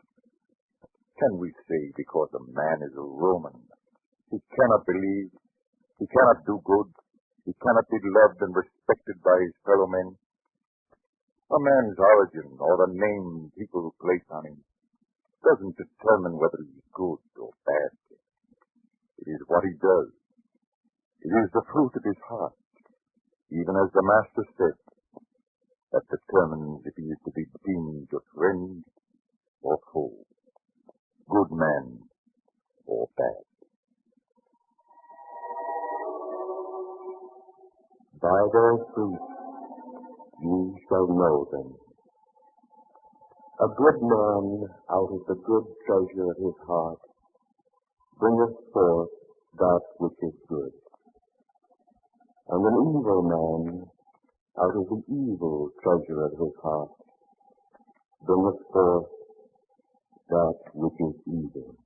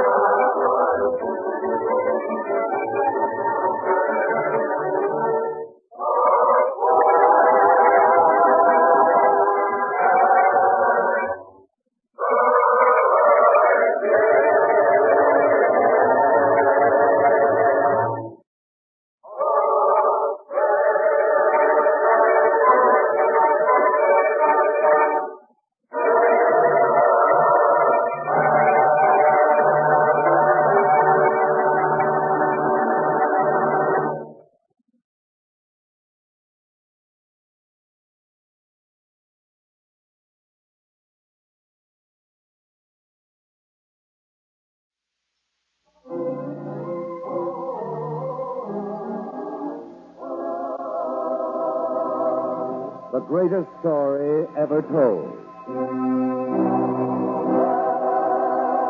Presented by the Goodyear Tire and Rubber Company.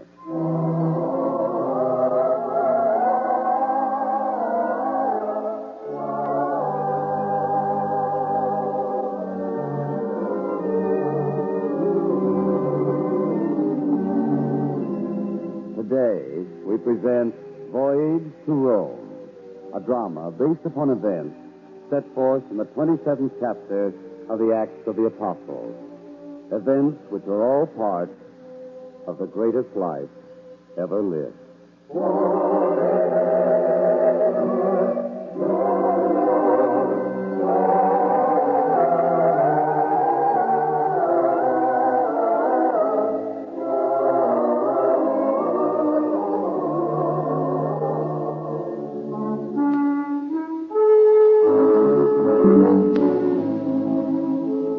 The resplendent city of Caesarea rises up from the coastline of the Holy Land and faces the Great Sea. This is the capital of Caesar in this part of the world, and is in appearance almost as Rome itself. Here, all the notables of Judea and Galilee and Syria come to mingle with Roman nobility. And here to this city has come the Apostle Paul to teach the way of his Lord. But his teaching has brought him great danger, for he has been seized and imprisoned, and only the fact that he is a citizen of Rome has kept him from being tried by the authorities in Caesarea. So it has been decided that Paul shall be returned to Rome to stand trial there for his teaching.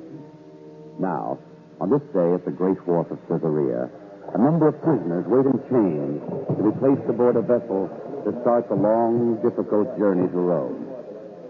Prisoners, you will stand in a straight line while the honored Centurion Julius inspects you. At attention, I said. They're ready, sir. Good, Tertius. I thought I could pick him out just by looking at him. Which one is he? Which one? The one who claims special privilege because he is a citizen of Rome. Oh, that one. Here, sir. Well, no wonder I couldn't pick him out. Look at him. Dressed in such poor clothes. So you're the one, I am, sir. Paul of Tarsus, citizen of the Roman Empire. You do no credit to Rome, dressed like a poor man. And from what I hear you teach of a strange God. I teach of my Lord, Jesus of Nazareth. And for your teaching, you will pay with your life. You know that, don't you? I know only that I must teach, and must pass on to those whom I meet the truth, as I know it. Well, let me warn you now. There'll be no teaching on this voyage. My assignment is to take you to Rome, to deliver you to the authorities there. This I will do, but without trouble from you. Do you understand? Centurion, you are an extremely anxious man. In some way you fear me, yet I have no hatred against you.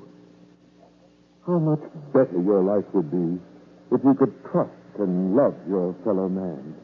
That's the way it starts, sir. He always talks that way. Well, he won't start it with me. March the prisoners on board. Yes, sir. Prisoners! As for you, noble Paul, you best watch your ways. Do you understand? March!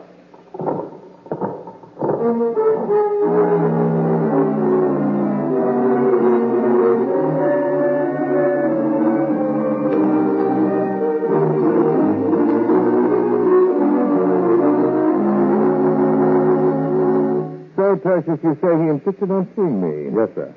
Well, Paul, only a single day has gone by and you've come to register a complaint. Well, no complaint, worthy Centurion. Oh. There was only a single request that I'd have. I hear that at dawn this vessel arrives in Sidon, and there I have many friends. What of it? If you would grant me the liberty, I would like to visit them. For who knows that I will ever have the opportunity to see them again, the charge against me being so grave. A man with a grave charge against him might see fit to escape. Better to be a fugitive than dead, huh? I will not seek to escape. They never do. Please, sir, have you no compassion? I'm a soldier. I'm not trained to have compassion. I'm not paid to be merciful. I'm not a centurion because I practice leniency.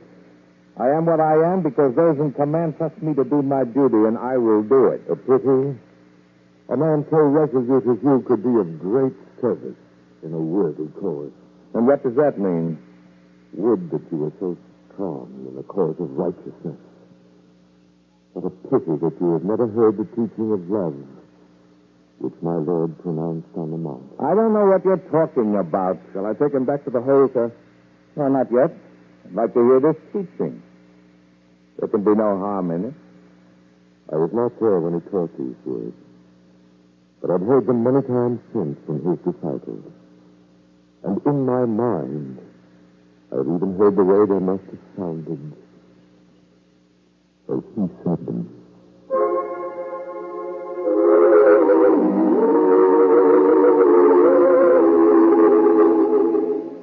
You have heard that it hath been said, Thou shalt love thy neighbor and hate thine enemies. But I say unto you, love your enemies. Bless them that curse you. Do good to them that hate you.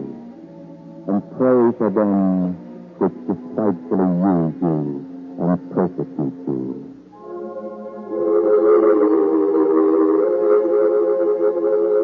Yes, my friend, those are his words. The way of life he has pointed out to us. Would that all men followed those words. I see you do not believe them. I do not. Too bad. But now, to my request, may I have the freedom to visit my friend? I've told you. Now, wait, I think it might be arranged. Tertius, when the boat reaches Sidon, you will allow this man his freedom. Sir, do I hear right? Yes, Tertius. Now, prisoner, you'll return below decks. Yes, sir. And thank you. Sir, if you let him go for a day, you'll never see him again. And you know they regard him as a very important I know that. He's not as free as he thinks. He'll be followed. Let him try to escape, and there'll be the provocation to kill him. He's a dangerous man. He really believes what he says. The piercing look in his eyes, even while he talks so gently. I don't like that either. Nor do I. And to have such a man with us for the many months it will take to make this journey, I don't like that prospect. So he will go free for the day. And you will follow him and take another soldier with you as a witness. We'll need strong proof against him, for he's a Roman citizen.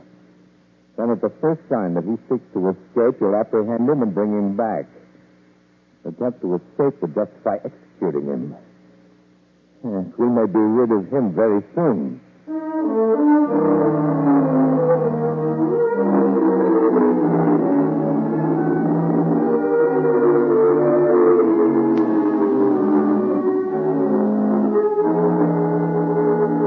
Well, Tertius, don't stand there mumbling. Speak up. What happened? I don't know. I saw him one moment, and in the next moment he was gone. Gone? Well, we had followed him closely. Had seen him go from house to house.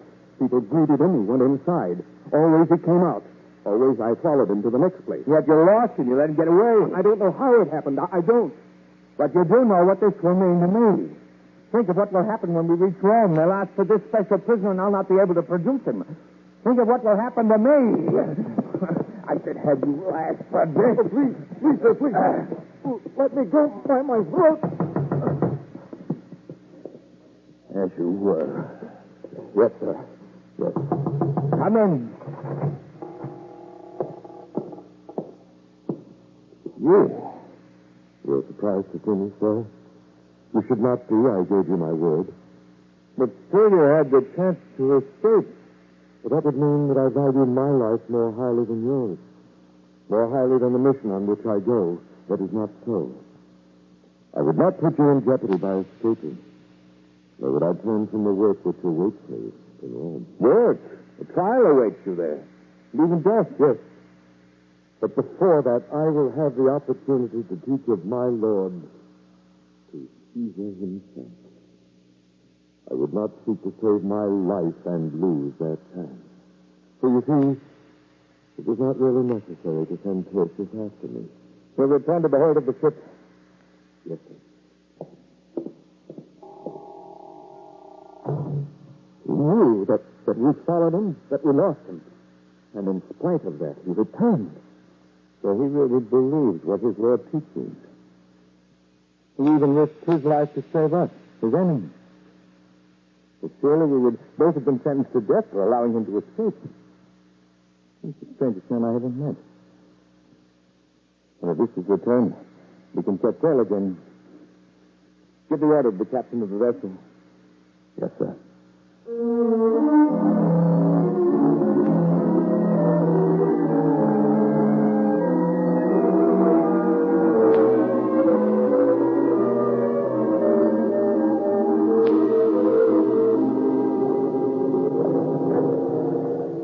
Captain, it is not my duty to instruct you in the sailing of the vessel. It is yours. You're both owner and captain. Oh, yet as centurion in command, you have soldiers and prisoners aboard this vessel. You are responsible for their safety. So I thought it best to consult you before we start the longest, And possibly the most dangerous part of the voyage. From Crete here to the coast of Rome, there's no chance to sail along sheltered coastline. No, sir. Yet you believe we can make the journey in comparative safety. I think so. And I'm willing to abide by your decision. Sir, I do not wish to interrupt. You've already interrupted. What is it? The prisoner, Paul. We've had no trouble from him since we left Sidon. What's happened now? He insists that he must speak to you. Once we have set sail, I will have time to talk to him. But he claims he cannot wait. He must see you at once, before we lift anchor. Indeed. Bring him up here. He will have his chance to see me, but he'll regret it. Bring him to me at once. Yes, sir. That man, there'll never be an end of trouble with him. Yes, I've noticed him. He's a man with a religious air. For hours he will sit silently praying within himself, and around him there seems always to be an aura of some kind. The way the other prisoners respect him. The way... There he is. Well, Paul, you've insisted on seeing me. You've even insisted on having us put off the lifting of the anchor till we have talked. Doesn't it suit your pleasure to sail at this time? Sir, I feel sure that the sail now is to cause danger and difficulty. Captain? The man doesn't know what he's talking about. I have a strong premonition. There will be storms and tempests. The ship will be in danger, and all of us will be risking our lives. Nonsense, Captain. I beg you to put off the sailing. I tell you, I have a strong feeling about this. I have my cargo and my profits to think of. The ship cannot lie idle here in Crete. I say we sail. And yet, Captain... Be still. Yes, sir. Who are you to proclaim yourself an expert over the winds and the tides? If the captain says it is safe to sail, we will do so. And another word out of you will bring you great punishment. I have done my part by warning you. I can do no more. Tertius, take him below. Yes, sir. Come along. Captain, we will sail. Then I will devise some punishment to fit this prisoner. Takes it upon himself to instruct us in our duty.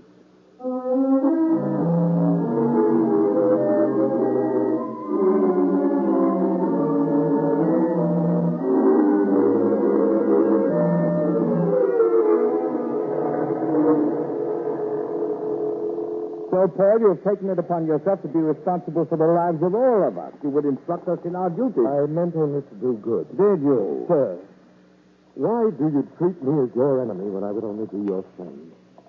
Well, I said to help you, not to hurt you. You know I don't trust you. That's because you've lived a lifetime among people who hate and distrust others. If only you would listen to the words of my master, if only... I've not called you to my cabin to discuss such things with you, but only to warn you. You risk your life by seeking to tell me or the captain of this vessel how things should be run. To give you a taste of how things will be unless you change your ways. I've decided that you will be beaten. If you have set your mind to it, I will not try to change it. For I believe that in spite of all this, you're a good man at heart. And once you know the truth, you will change. If it will make you feel better to beat me, do so. See here, I want no tricks out of you. You have said I am to be beaten. I am ready. Come in. Sir, I've been sent to tell you. There's trouble. The prisoners. They've revolted? No, sir. This word is from the captain. We're heading into a storm, a very bad storm. Everyone must stand by. We will need every able-bodied man. A bad storm? Yes, sir. And I will go above and join the captain. And we'll see how things really look. And this one, what do you want done with him? I would want him returned to the hold where the other prisoners are. Thank you, sir. I will not forget this kindness. It is not kindness. There's no time for anything now but thinking of the danger we are in.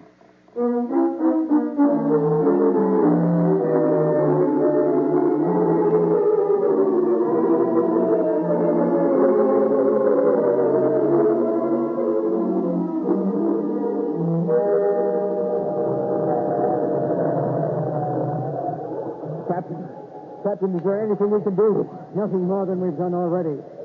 I've had all the sails gathered in.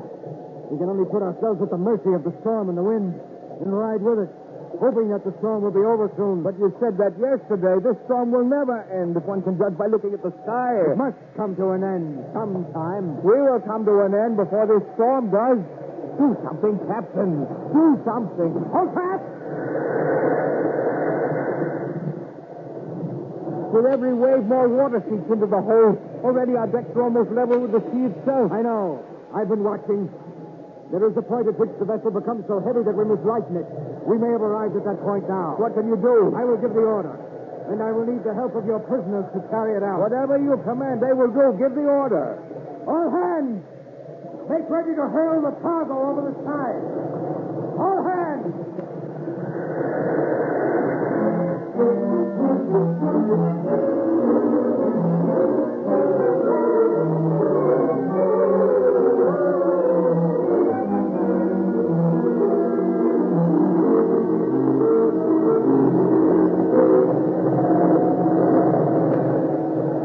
Still it rages. And now the danger is even worse than before. What is there left to do, Captain? Nothing. The cargo is over the side. We have hurled all the spare tackle over the side. There's nothing left to do. And therein lies the danger.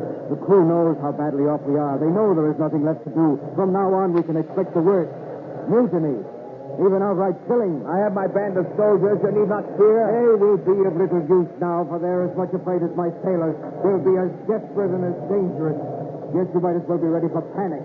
At any moment now. And to think that all this could have been averted. We could not know there would be such a storm. He warned us.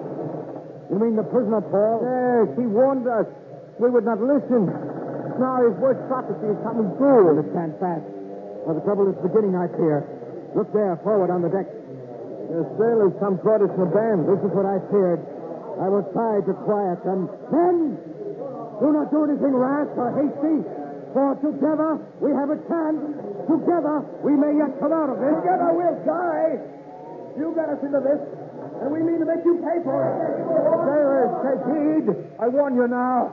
The Roman soldiers aboard this vessel, you lift a hand against your captain or me, we'll all be killed. Did you hear that? We'll all be killed. Well, that's no trick now. We die anyway. Come on, men.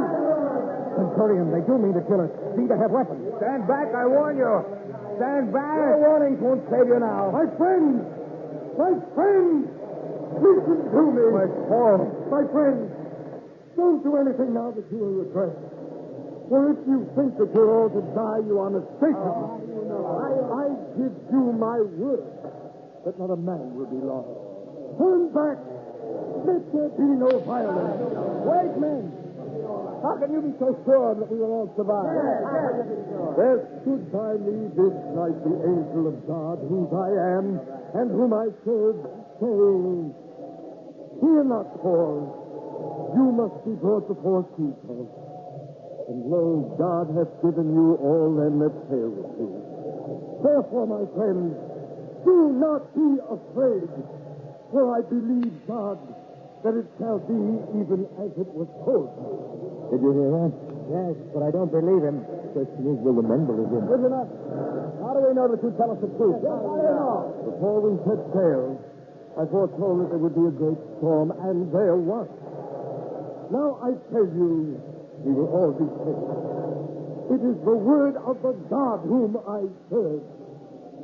If I told you the truth before, believe that this is the truth now. It is the truth. He did foretell the storm. If you would be saved, believe him now. Believe him. What do you say, men? Do we believe him? Well, we'll wait a little while and see. But not even his God will be able to save him if he's lied to us.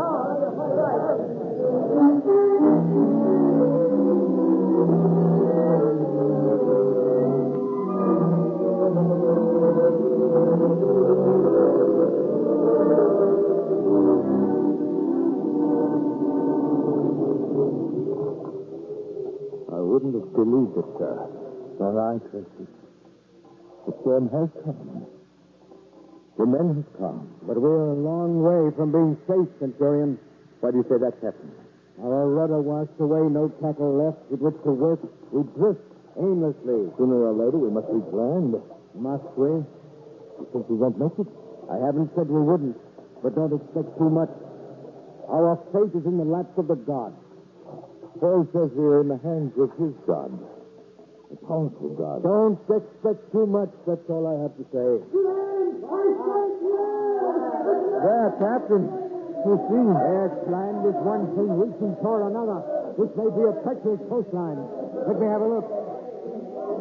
Well, is it a familiar view? I'm afraid it is. Afraid? Why? If this is the place I think, then there is a great whirlpool close by. Two seas run together near here. We are not yet safely out of this. Stand by, and we will soon see.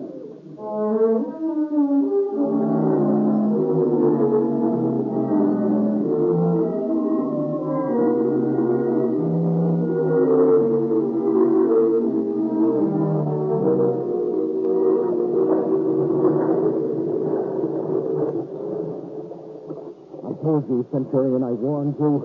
We're in the midst of it now. Is there nothing we can do? If we are lucky, we may drift through to calmer water, but if not, we will crash on the rocks. In any event, we had best get all hands on deck. All hands on deck. Release all prisoners. Every man stand by. We're aground on the rock. Men, you will not serve any purpose by becoming panicky now. Hold fast. Every man will be saved if it is possible. Captain, what do we do now? The vessel is pinned here on this rock. She will be pounded to pieces by the swirling water. Yet we are close enough to land. Those who can swim can probably make it. Then I will give the order. We will abandon the ship, and each man will strike out for himself. But, sir, we have a duty to perform first. What duty? The prisoners. We cannot let them escape, and they surely will if we let them abandon the ship. So they might. Then we go back to Rome and admit that. You know what is expected of us. We have no choice. We must kill them. Kill them? Well, what is it, sir? You seem squeamish. As though you've never killed a prisoner before. Come, give the order and have it done with. There's little time, precious. There will be no order. You can't let them escape. You wouldn't dare. Think of the consequences. It could mean execution for you, sir. I know that, but the prisoners will not be harmed. Why? Give me one good reason. That man. I could not lift a hand against him. For not only did he warn us against the storm, but he saved our lives. So he could prophesy that the storm would pass. And each thing happened as he said. Truly, his God has powers beyond any we know of. I could not shed the blood of that man. This man, Paul, whom you hate, whom you are going to punish? But still, I wish I'd never seen the man. I hope I shall never see him again. You've heard my decision. The prisoners will be saved. If you're afraid to touch that one man, why let all the others go free? Because I have decided it will be that way. Yes, all the prisoners will be saved. Well, it's your decision and your life. I know that. Hear me. All you men, soldiers, sailors, prisoners, hear this. All prisoners will be unshackled. Then you go over the side. Each man who can swim will strike out for the shore. Men who cannot swim will take broken timbers from the vessel and try to float into shore. Each man is on his own. Good luck. Well, Centurion, you'd better take off your armor to make yourself light enough to stay afloat. As for me, I go over the side now. Farewell. Farewell, Captain. Sir, may I help you? Hey, Paul, you're still here. I thought I'd be rid of you once I gave the order to abandon the vessel. Let the others go first. I can wait. Now perhaps I can help you to unbuckle your armor. There's not too much time. The vessel will sink very soon. I can do this by myself. Then may I at least thank you.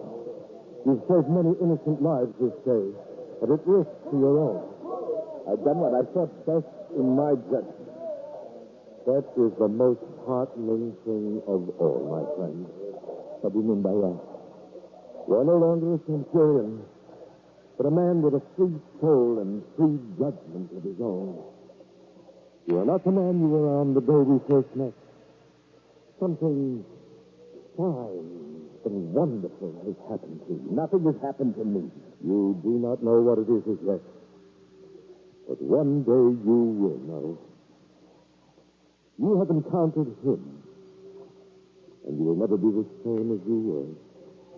No, for his spirit has touched you, and you have learned to love your fellow men. I knew that you would.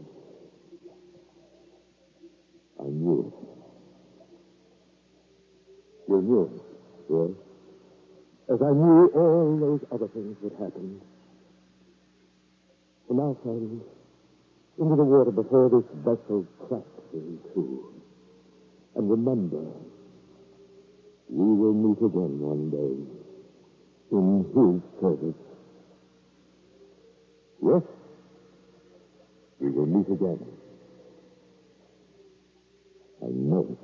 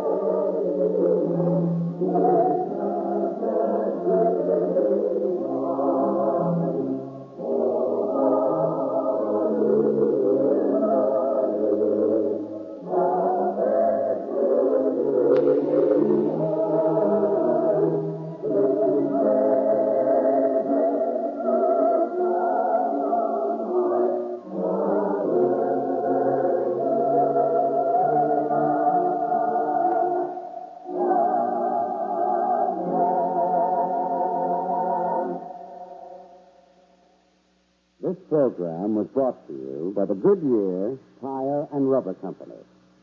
Next week on this same network at this time, we will present I Am in the Midst of Them, a teaching from the 18th chapter of the Gospel according to St. Matthew.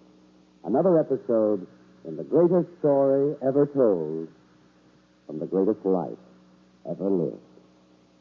On February 26th, the second of a new series of religious programs entitled His Way, His Word will be brought to you on television over another network by the Goodyear Tire and Rubber Company. We invite you to see it. Check your local newspaper for the time of His Way, His Word on February 26th.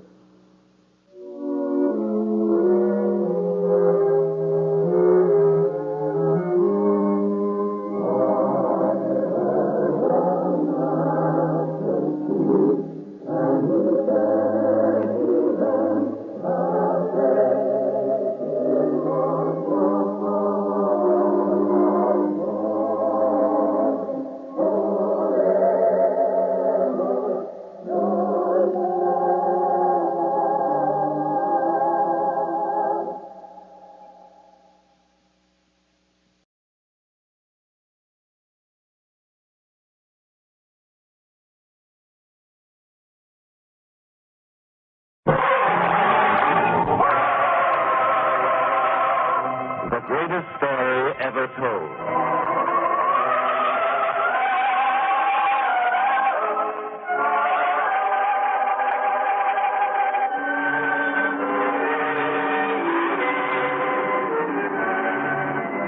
Today, we present Matthew the Publican, a drama based on an event described in the 9th chapter of the Gospel according to St. Matthew, an event in the greatest life ever lived.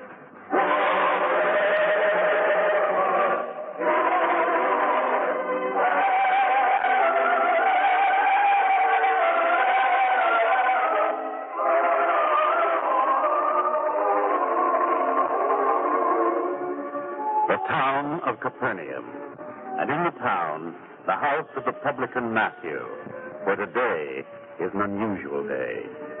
For on this day, Matthew is not concerned with collecting taxes, nor with accounting to the Romans for the monies which he has collected for them from his own people.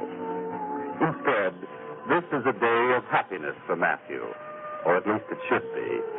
For now, he talks to the lovely young girl who is his niece. And to judge from the look on Matthew's face, it is a pleasant subject they talk about. Believe me, Deborah, nothing in the world could have made me as happy as this news about you and Daniel. I want you to know that I've been looking forward to this day. I've been setting aside money for it. Your wedding garments will be the finest that have ever been seen in Capernaum, and now the feast itself must be lavish. I wish your wedding day to be an event that you will never forget. Of course, we cannot expect that there will be many people there. Please, Uncle, don't say anything. You would try to spare my my feelings. Well, it is time this was talked about. Time that one of us said what needs saying. There will be very few guests at your wedding because of me. After all, what am I? A publican. One who collects taxes from my own people to turn over to the Romans. Shall I expect that they will like me for... Uncle, I wish you wouldn't talk this way. If I can't talk to you, to whom shall I talk? Somehow, Deborah, if I were sure that you understood, it would help. If you understood what it was like. There was a plague, and your father and mother had both died. And suddenly I was left with a niece who needed food and shelter, and I had no other way to provide for you except to become a publican. It was not what I wanted, but it was the only way that would make it possible. I know, Uncle. Because of me, your life has been ruined. Oh, no, it wasn't your fault. But sometimes I get to wondering, is the man's life ruined as long as he's alive and there is hope that he can change? Uncle? I've thought about it often. Now I will do it. Do what, Uncle? Become a free man, free of the Romans, free of the hatred of my own people. But can you? Now that you're being married, I can get along on less. I will find some new way of earning my livelihood. I will take any other kind of work that I can find. Now, surely that should convince people, and I'll do it now. You'll see, Deborah, before your wedding day, we will have many new friends, and on your wedding day, you will have many guests. You will have nothing to be ashamed of. Uncle, are you sure it can be done? It can be done. In fact, I will go to see the Roman commander at once.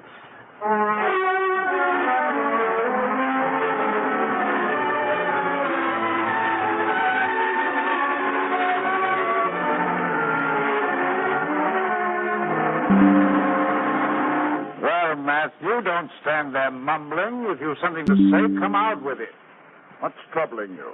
Caius, sir, I would like to explain... Look, Matthew, if there's something wrong with your accounts of the tax monies, that's the one thing